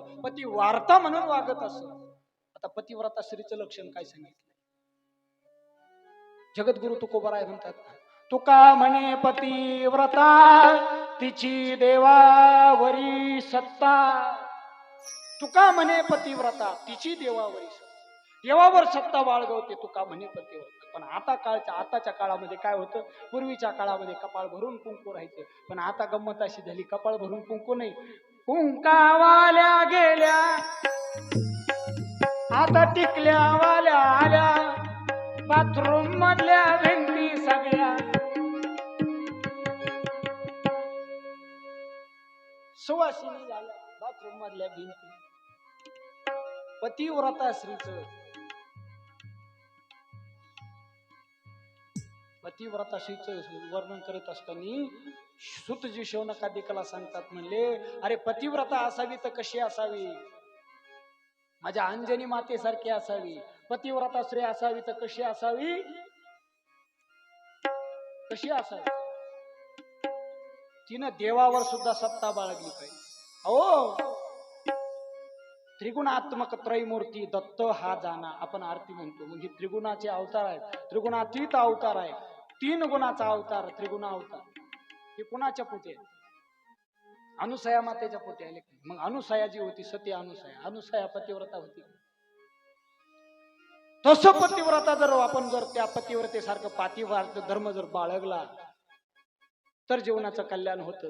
मग ते तिथं तो ब्राह्मण देवता तिथं सांगत होता, हे ती ऐकत होती. पण ऐकता ऐकता त्या ठिकाणी कथा संपली, म्हणून ब्राह्मण देवता निघाल्यानंतर ही ब्राह्मण देवताच्या पाठीमागे गेली. ब्राह्मण देवताला डवचल्यानंतर ती त्या ब्राह्मण देवताला म्हणू लागली, देवा तुम्ही जे सांगितलं आतापर्यंत सांगितलं ते मला पटलंय. म्हणले माझ्या हातून सुद्धा असा बरेच काही अधर्म घडले गेला, माझ्या पतीच्या हातून सुद्धा असा बराच काही अधर्म घडला गेला, मला याच्यातून काहीतरी मुक्तता पाहिजे, याच्यातून सोडावा स्वामी, मला याच्यातून सोडवा.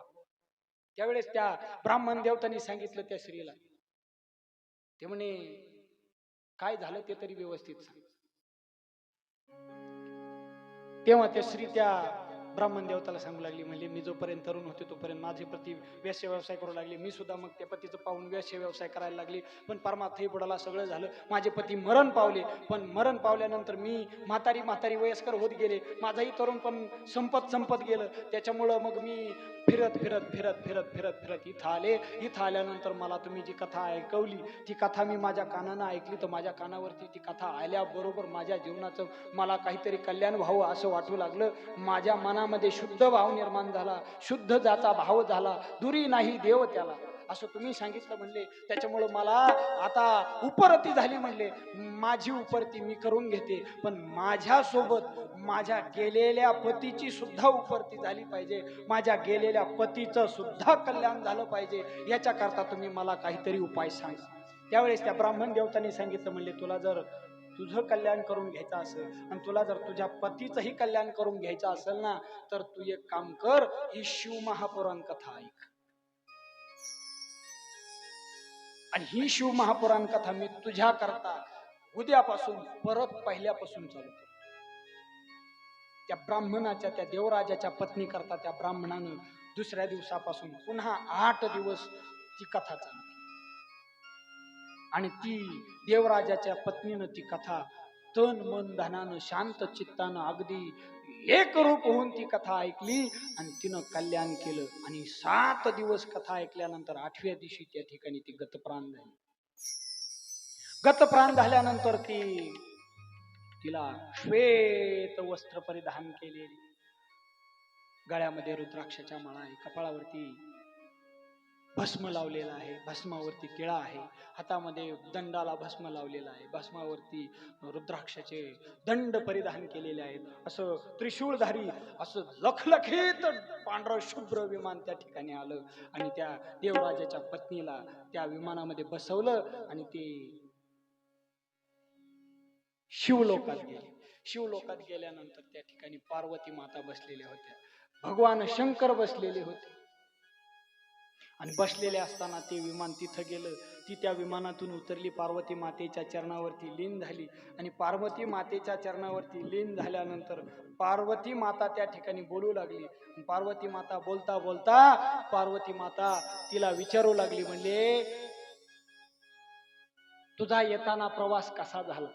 ती म्हणे काय नाही, जन्माला आले त्या ठिकाणी जन्म घेतला, जन्म घेतल्यानंतर लहानाची मोठी झाली, लहानाची मोठी झाल्यानंतर माझ्या आई वडिलांनी माझा विवाह करून दिला. माझा विवाह झाल्यानंतर मी ज्या पतीसोबत विवाह केला त्या पतीसोबत मी संसार करू लागले, पण माझा पती काही दिवसांनी मला सोडून बाजूला झाला, वेश्या व्यवसाय करू लागला, वेश्यासोबत राहू लागला. म्हणले मी त्याला बोलू लागले, तो मला बोलू लागला, पण बोलता बोलता त्यानं सुद्धा सांगितलं तुला जसं वागायचं तसं वाग. मी तसं वागायला लागले, मी सुद्धा वेश्या व्यवसाय करायला लागले. पण योगायोगानं ते वारले, ते मरण पावले. मरण पावल्यानंतर ते कुठे आहेत काय आहेत मला माहित नाही, पण त्यांचा जो अधर्म होता, त्यांनी जेवढा अधर्म केला होता त्या अधर्माच्या बाळावर मला तरी नक्की वाटत ते नरकात तरी असतील, निदान नाही नरकात तर पिशाची योनीत तरी गेले असतील.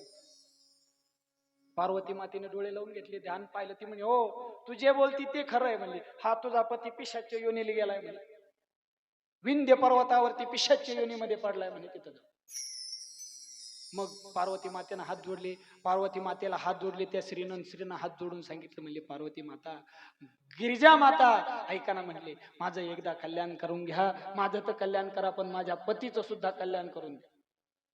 पतीचं कल्याण करायचं म्हणजे काय करू? म्हणजे माझ्या पतीला त्या पिशाच्या योनीतून मुक्त करा आणि इकडे घेऊन ये. भगवान शंकराला पार्वती मातेनं सांगितलं, म्हणले ऐका ना, ही माझी मैत्रीण आहे, सखी आहे. या सखीचं म्हणणं आहे तिचा पती विंध्य पर्वतावरती पिशाच्या योनीमध्ये भटकत आहे. त्या पिशाच्या योनीमध्ये भटकणाऱ्या त्या पतीला तिला मुक्त करायचंय. मुक्त करीत असताना तुम्ही एक काम करा ना, त्या पतीला तिथून मुक्त करा पिशाच्या योनीतून आणि इथं घेऊन या. म्हणे पण मुक्त करायचं त्याला मुक्त करीत असताना मुक्त कसा करू म्हटले. मुक्त करण्याकरता काय करावं? ते म्हणे काही नाही, मी जशी मुक्त झाली, त्या देवराजाच्या पत्नीने सांगितलं, मी जशी मुक्त झाले ना तसं त्यांना मुक्त करा. ते म्हणे तू कशी मुक्त झाली? ती म्हणे खाली दे ब्राह्मण देवता प्रभास क्षेत्रावरती ते ब्राह्मण देवता त्या ठिकाणी शिव महापुराण कथा सांगत होते. मी तिथं गेले, ती शिव महापुराण कथा परत पहिल्यापासून ऐकली. ऐकल्यानंतर माझं जसं कल्याण झालं तसं त्यांचं सुद्धा कल्याण करून द्या. म्हणजे कल्याण करून द्यायचं, ठीक आहे. म्हणजे फोन लावला, हॅलो आहे का तारीख मोकळी? 11/3/2026 ते 17/3/2026 मोकळे आहे का हो? थांबा म्हणले 2 मिनिटं, डायरीत पाहतो. डायरीत पाहून पाहतो, डायरी जर मोकळी असेल तर ठीक आहे म्हणले, नसली तर मग दुसरं कोणी पहा. डायरी उचकली, डायरीत सापडली 11 मार्च 2026 ते 17 मार्च 2026 मोकळी आहे. हो मोकळी आहे म्हणले, 11 मार्च ते 17 मार्च कथा मोकळी आहे. मग पार्वती मातेनं भगवान शंकराला जसं सांगितलं होतं, भगवान शंकर म्हणले मग एक काम करा, तुमच्या सोबत तुमचं ते काय पथक असतं काय, पथक म्हणजे बांजो पथक, बांजो पथक नाही म्हणले, ते तुमचे सहकारी वाजवणारे. हा ते म्हणजे तबला वाजवणारे, सिंथ वाजवणारे, पॅड वाजवणारे, टाळ वाजवणारे, कोरस करणारे, विणा वाजवणारे, सिस्टीम चालवणारे, असे सगळे. ते म्हणे मग चालन, ठीक आहे, मी घेतो म्हणले कथा, पण कुठं करायची? ती म्हणे विंध्य पर्वतावर करायची. विंध्य पर्वतावर कुठं करायची? विंध्य पर्वतावर एक पिशाच्य योनीत जीव भटकतोय म्हणले. देवराज नावाचा ब्राह्मण होता, तो पिशाच्य योनीत भटकतोय. त्या पिशाच्याचा उद्धार करायचा आहे. त्या उद्धाराकरता तिथं कथा करायची आणि ती कथा तुम्हाला करावं लागल. तुमची मोकळी येतं, तुम्ही तेवढी तिथं कथा करा. ते म्हणले चालन, मी कथा करतो, पण मग मी माणसाच्या उद्धाराकरता कथा करतो त्यावेळेस मी 80,000 रुपये घेतो. तात्या मी माणसाच्या, मी नाही म्हणत, भगवान शंकराला पुढचे सांगितलं, मी माणसाच्या उद्धाराकरता कथा करतो त्यावेळेस 80,000 रुपये घेतो, त्याच्यात वाजणारे गाणारे सगळे माझ्याकडेच असतील. पण आता पिशाच्याचा उद्धार करायचा म्हणल्यावर मला पिशाच भूताचा उद्धार करायचा म्हणल्यावर किती देता? तुम्हाला नाही म्हणलं बरं का, नाही तर तुम्ही म्हणता बाबा आपलं तर एवढं ठरलं होतं, तुम्ही तर आता ते नाही ठरत नाही आपलं, भरत नाही. मग ते तसं त्यांच्या दोघातला संवाद झाला. ते म्हणे चालन, उद्याच तुमच्या आज्ञेनुसार मी विंध्य पर्वतावरती जातो आणि त्या पिशाच योनीमध्ये भटकणाऱ्या त्या देवराजाचा उद्धार करण्याकरता तिथं 8 दिवस कथा करतो, म्हणजे 7 दिवस.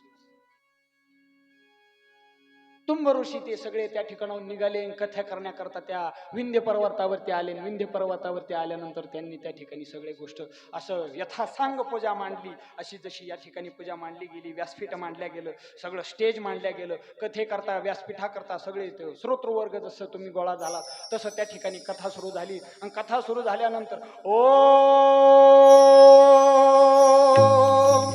श्री सरस्वत्यै नमः, श्री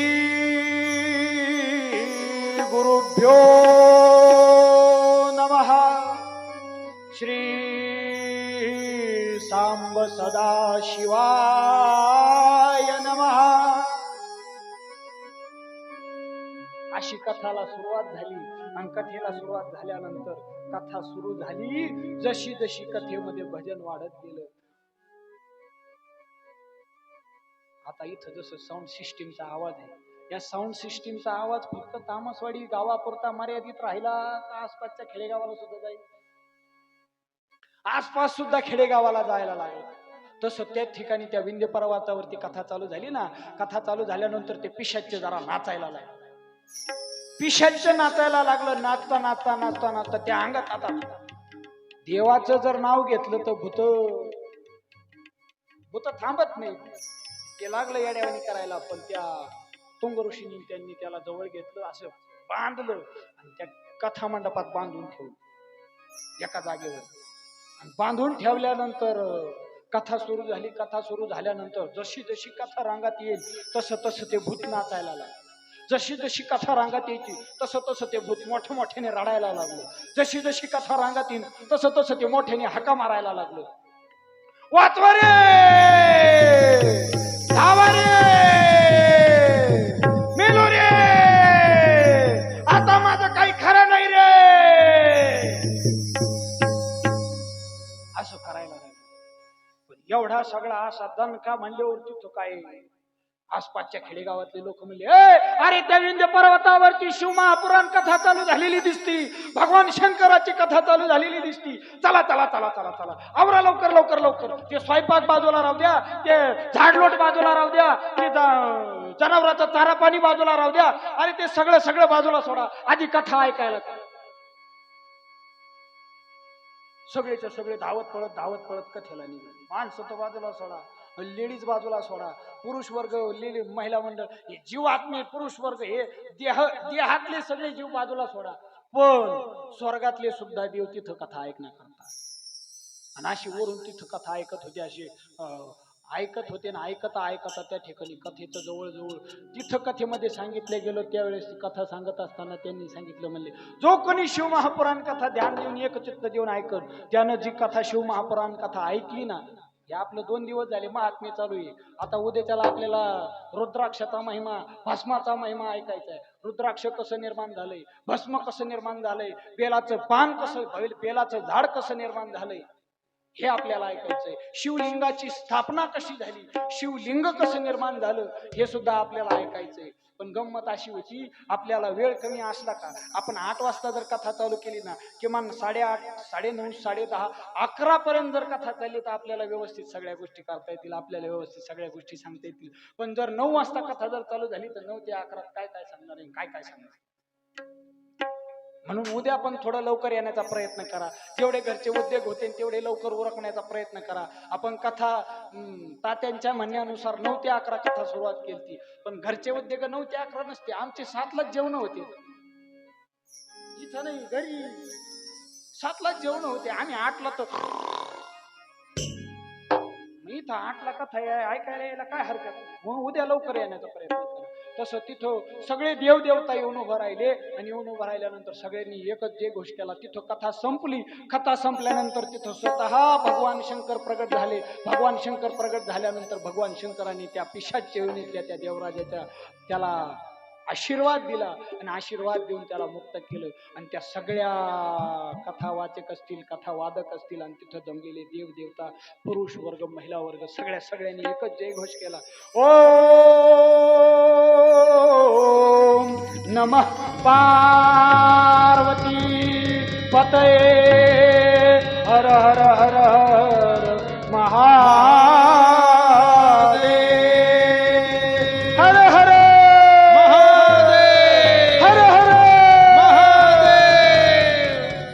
असा एक जय घोष केला. आणि एक जय घोष केल्या बरोबर तो विषाच्या योनीतला देवराज होता ना, अचानक गुप्त झाला. त्याला तसंच पांढरं शुभ्र विमान आलं. तो त्या विमानामध्ये बसून कैलासात गेला. ही कथा संपली. पण कथा संपल्यानंतर सूतजी शौनकादिक ऋषीला सांगतात, म्हणले ऐका, जसा त्या देवराजाचा उद्धार त्याच्या पत्नीनं करून घेतला, तसं तुम्ही आम्ही सुद्धा तुमच्या आमच्या जीवनामध्ये एक काम केलं पाहिजे. तुम्ही आम्ही सुद्धा तुमच्या आमच्या जीवनामध्ये आई वडिलांची, सासू सासऱ्यांची सेवा केली पाहिजे. नाही तर काय गंमत आहे, आपण फक्त एवढंच म्हणायचं कमी झालं.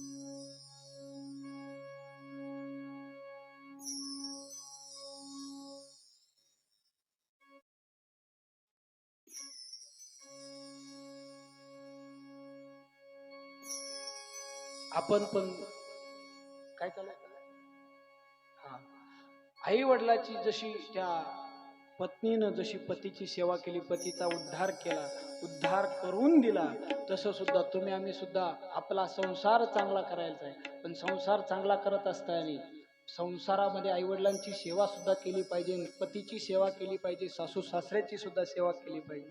नाही तर उगं मग पतीनं म्हणायचं आई माझी मायेचा सागर रे, दिला तिने जीवनाला आधार रे.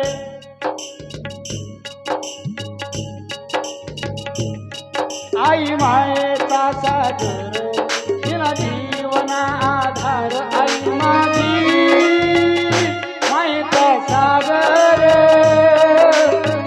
दिला तिने जीवनाचा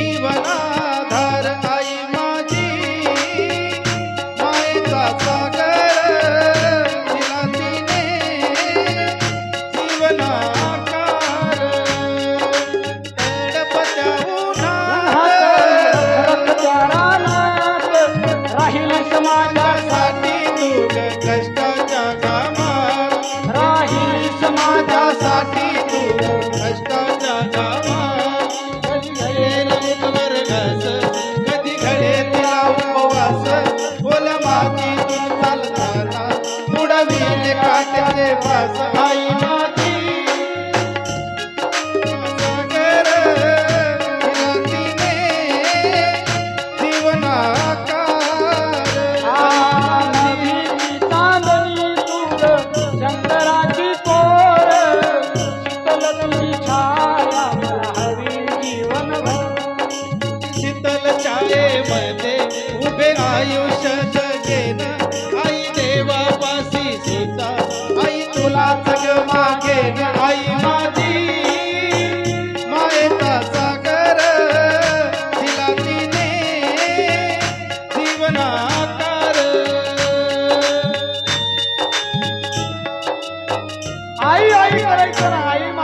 मायेचा सागर म्हणायचं ना, आई माझी मायेचा सागर कुठपर्यंत म्हणायचं, जोपर्यंत कीर्तनात आहे तोपर्यंत म्हणायचं. घरी जायचं, ज्या दिंडीत गेला बांबू झेंडा, असा झेंडा त्या बांबूला झेंडा गुतेला दिंडीत, ज्ञानोबा माऊली तुकाराम, ज्ञानोबा माऊली तुकाराम, ज्ञानोबा माऊली तुकाराम. उड्या मारी झेंडा घेऊन पंढरपूरला गेला आणि तिकडून घरी आला आणि झेंडा काढून टाकला. त्याच साठीनं आई बाबाच्या लावण्या हल्ल्या आणि रस्त्याने माझी घरी आई बाबा वाट पाहत असते, त्यांना घरी कोणी नाही, मला लवकर घरी जावं, त्यांची कोणी सेवा करीत नाही माझ्याशिवाय दुसरा. काही काही सुना पण लई इबलीस असतात आमच्याकडं बाबा, आमच्याकडं सुना काही काही इबलीस असतात. परमार्थ तर बाजूलाच राहिला, पण परमार्थ सोडून नको नको ते खेळ. स्वयंपाक करतात, पण स्वयंपाक करता करता किचन मध्ये किचन वट्यावर भाकरी थापितात, भाकरी थापिता किचन वट्यातून हाल मारल्या त्या स्क्रीनवर, टीव्हीवर, तिथं त्या याच्यात फर्निचर मध्ये लावलेल्या त्या किती एलईडी, किती इंची तो 43 का 42, हा 52 इंची, त्या 52 इंची त्या स्क्रीनवर पाहतात कुमकुम भाग्य, तुझं माझं, तू तिथं मी काय काय, हा मालिका सिरियल अजून काय काय. पण हे नाही पाहत तिथं खंडोबाची मालिका पाहत नाही, ते कोणत्या झी मराठी का झी प्रवाहावरती लागते ना, तिथं त्या भगवान शंकराची मालिका लागते, हर हर महादेव, ती नाही पाहत. जुन्या काळात ते रामायण लागायचं, ते नाही पाहत, तिसरंच पाहत्या. आणि ते पाहून इकडंच आला त्या भाई, त्या कुमकुम भाग्यामध्ये त्या सुनाला किती तरस आहे, काय सासू तरस देते बाया, अवघडे बाया, तिचं पाहून इकडं वागत. आणि ती सासू तिच्यापेक्षा इबलीसाची, ती तसंच वागती. इथं कथेमध्ये सांगितलं, म्हणले सुतजी शौनकादिक ऋषीला सांगतात, म्हणले ऐका म्हणले, तुम्हाला आम्हाला संसार करायचा ना, संसार हा संसारासारखाच करा, संसारी असावे असूनही नसावे, भजन करावे एक वेळा. तसंच एक दिवस गंमत अशीच झाली. ही कथा महात्म्य लय फार गोड आहे, महात्म्य फार गोड आहे, पण हे महात्म्य ऐकत असताना महात्म्य जर चित्त देऊन ऐकलं ना, तर त्या चित्ताचं सोनं झाल्याशिवाय राहणार नाही. जसं तुम्ही आम्ही आहेत, आमच्याकडं परीस आहे, परीस, तो परीस तुम्ही आम्ही दगडाला लावला का दगडाचं सोनं होतं.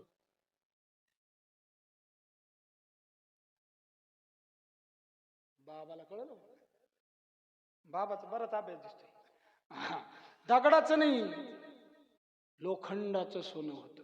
तसं तुम्ही आम्ही आहेत, तुम्ही आम्ही एक लोखंड आहे, तुम्ही आम्ही लोखंड आहे, पण संत रूपी परिसाला जर तुमचा आमचा स्पर्श झाला, त्या संत रूपी परिसाचा जर तुम्हा आम्हाला स्पर्श जर झाला ना, तर तुमच्या आमच्या जीवनाचं सुद्धा सोनं झाल्याशिवाय राहणार. काही प्रमाण वगैरे का म्हणायचं असले तर म्हणू शकता, काही नाही, आपल्याकडे थोडा टाइमच राहिलेला आहे, नका म्हणा, उद्या म्हणा. म्हणून ते संत महात्मे जसं सांगतील तसं तुम्ही आम्ही वागलं पाहिजे. कथा हेच सांगते, हे शिवपुराण, हे शिवपुराण महात्म्य तेच सांगतं. या ठिकाणी देवराज काय असेल, श्रीमंती काय असेल, चंद्र काय असेल, अहो देवातला देव चंद्र आहे, चंद्राला सुद्धा भोग भोगावे लागले, चंद्राला सुद्धा या ठिकाणी भगवान शंकराशिवाय दुसरा कोणी तारू शकला नाही. तसं तुम्ही आम्ही सुद्धा, तुम्हा आम्हाला सुद्धा जर दुसरं तिसरं कोणी जर तारणारा असेल तर फक्त आणि फक्त भगवान शंकर आहे. म्हणून त्या भगवान शंकराची भक्ती करा. हे सुद्धा अवतार, हा अवतार काय कोणाचा आहे, ध्वजस्तंभावरी वानरू, तो मूर्तिमंत शंकरू, मूर्तिमंत शंकरू आहे, ध्वजस्तंभावरी वानर. कुरुक्षेत्रावरती अर्जुनाचं, कौरवाचं पांडवाचं युद्ध चालू होतं, त्या युद्धामध्ये अर्जुनाच्या रथावरती ध्वजस्तंभावरी वानर हा मारुतीराया सुद्धा रुद्राचा अवतार आहे, भगवान शंकराचा अवतार आहे. म्हणून मारुतीरायाची सुद्धा भक्ती केली पाहिजे. भगवान शंकराची भक्ती केली तर भगवान शंकर सुद्धा प्रसन्न होतात. पण भगवान शंकराची भक्ती करण्याकरता तुमच्या आमच्याकडे तेवढे भाग्य नाही, तुमच्या आमच्याकडे तेवढी भक्ती नाही. तशीच जशी देवराजाची आणि देवराजाच्या पत्नीची कथा झाली, तशीच पुढे चेंचुलाची आणि बिंदुगाची कथा येते. आता आपल्याकडे टाइम नाही, पण चंचुलाल सुद्धा, बिंदुगाचंही तसंच झालं. बिंदुगाने सुद्धा जीवनभर परमार्थ कधी केला नाही. बिंदुगाने परमार्थ केला नाही आणि बिंदुगाने परमार्थ न केल्यामुळे त्याच्याही जीवनाचं वाटोळं झालं. आणि वाटोळं झाल्यामुळं तो मेला. मेल्यानंतर तो सुद्धा नरकामध्ये जाऊन पडला. पण नरकामध्ये जाऊन पडल्यानंतर त्या चंचुलाने सुद्धा कथा, शिवमहापुराण कथा, शेवटच्या क्षणाला का होईना ही शिवमहापुराण कथा ऐकली. आणि शेवटच्या क्षणाला ही महापुराण कथा ऐकल्यानंतर त्या चंचुलेने सुद्धा त्या बिंदुगाचा उद्धार करून घेतला. म्हणून तुम्ही आम्ही सुद्धा ही कथा, आज महात्म्य संपलं या ठिकाणी. आज महात्म्य संपलेलं आहे. उद्यापासून बरोबर कथेला सुरुवात होत जाईल. 8 वाजता कथा सुरू झाली की सर्वांनी 7:30ला इथं येऊन बसायचं. 8ला कथा बरोबर आपली चालू होईल. 8ला कथा चालू झाली म्हणजे आपल्याला उद्याच्याला भस्म महात्म्य ऐकता येईल, रुद्राक्ष महात्म्य ऐकता येईल. आणि हे भस्म महात्म्य आणि रुद्राक्ष महात्म्य आपल्याला ऐकत असताना ते भस्म कसं तयार झालं, रुद्राक्ष कसं निर्माण झालं, बेलाचं झाड कसं निर्माण झालं. तुम्ही आम्ही बेल वाहतो, पण बेल वाहताना बेलाला फक्त 3 पानं बेलाची आहेत. मग बेलाचं झाड दिसतंय बाया, आणि बेलाचं झाडाचं पान तोडीते बाया. बेलाची फांदी सुद्धा तोडायची नाही. बेलाची फांदी जर तोडली तर बेलाच्या फांदीचं गोहत्येचं पातक लागत. बेलाची जर फांदी तोडली त्याच्यामुळे बेलाची फांदी तोडायची नाही. नाही तर काही काही बायाला सवय असते, बाया माय दारात बेलाचं झाड नाही, लय लांब यावं लागत, फांदीच घेऊन जाते. तसं करू नये. म्हणून ही कथा आहे. ही कथा मी सांगत राहतोय, मी सांगत राहीन, तुम्ही सुद्धा ऐकत बसताना. आपला दिवस उगन तरी आपल्याला कळायचं नाही. माझा सुद्धा विचार 8 दिवस जायचे अजून. म्हणून ही कथा या ठिकाणीच विश्राम घेते. उद्या बरोबर 8 वाजता, रात्री 8 वाजता कथा सुरू होईल. तुम्ही सगळ्यांनी 7:30 वाजता कंप्लीट इथं हजर व्हायचं. तुमचे सगळे काय घरचे कामधाम असेल सगळं उरकून घ्या. लवकर उरकून घ्या आणि सगळं उरकून घेऊन लवकर येण्याचा प्रयत्न करा. सासूनं सुनेला सांगायचं मला कथेला जायचंय, लवकर काम आटो. आणि सुनेनं सासूला सांगायचं आत्याबाई लवकर मला काम आटू लागा, म्हणजे आपण दोघी पण कथेला जाऊ. आणि दोघींनी सुद्धा काम करता करता शेजारनी पाजारीला म्हणायचं पार्वतीबाई इथं आहे का, ओ निर्मला को आहे का, हौसा को, आपल्याला कथाला जायचं, लवकर आवरा. बाप एवढा आवाज डोंगरात येत नाही माझं. असं सांगायचं. शेजारनी पाजारणीला सुद्धा डवचायचं. इकडं सुद्धा रावसाहेब नाना, त्यांनी म्हणायचं भाऊसाहेब नाना बोला, कारभारी आपो, ओ नामदेव अण्णा, ओ संभाजी तात्या, ओ अशोक तात्या, चला लवकर कथेला. तसं तात्या आवाज देते तिथं आलो. म्हणून ही कथा या ठिकाणी विश्राम घेते. उद्या बरोबर 8 वाजता सगळ्यांनी हजर राहायचं. जोडीदार 1-1, 2-2 वाढून घेऊन या. रोज वाढत चला.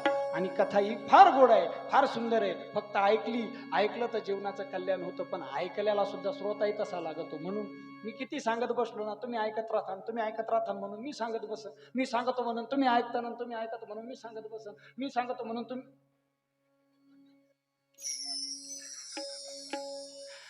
नाही या आनंदाशी जोडा, सांगता गोष्टी लागते गोडा, आलाशी आकार आमच्या चाडा, तुका म्हणे बिडावतीच्या. म्हणून 2 मिनिटं भजन घेऊ, तोपर्यंत आरतीची तयारी होती. तात्या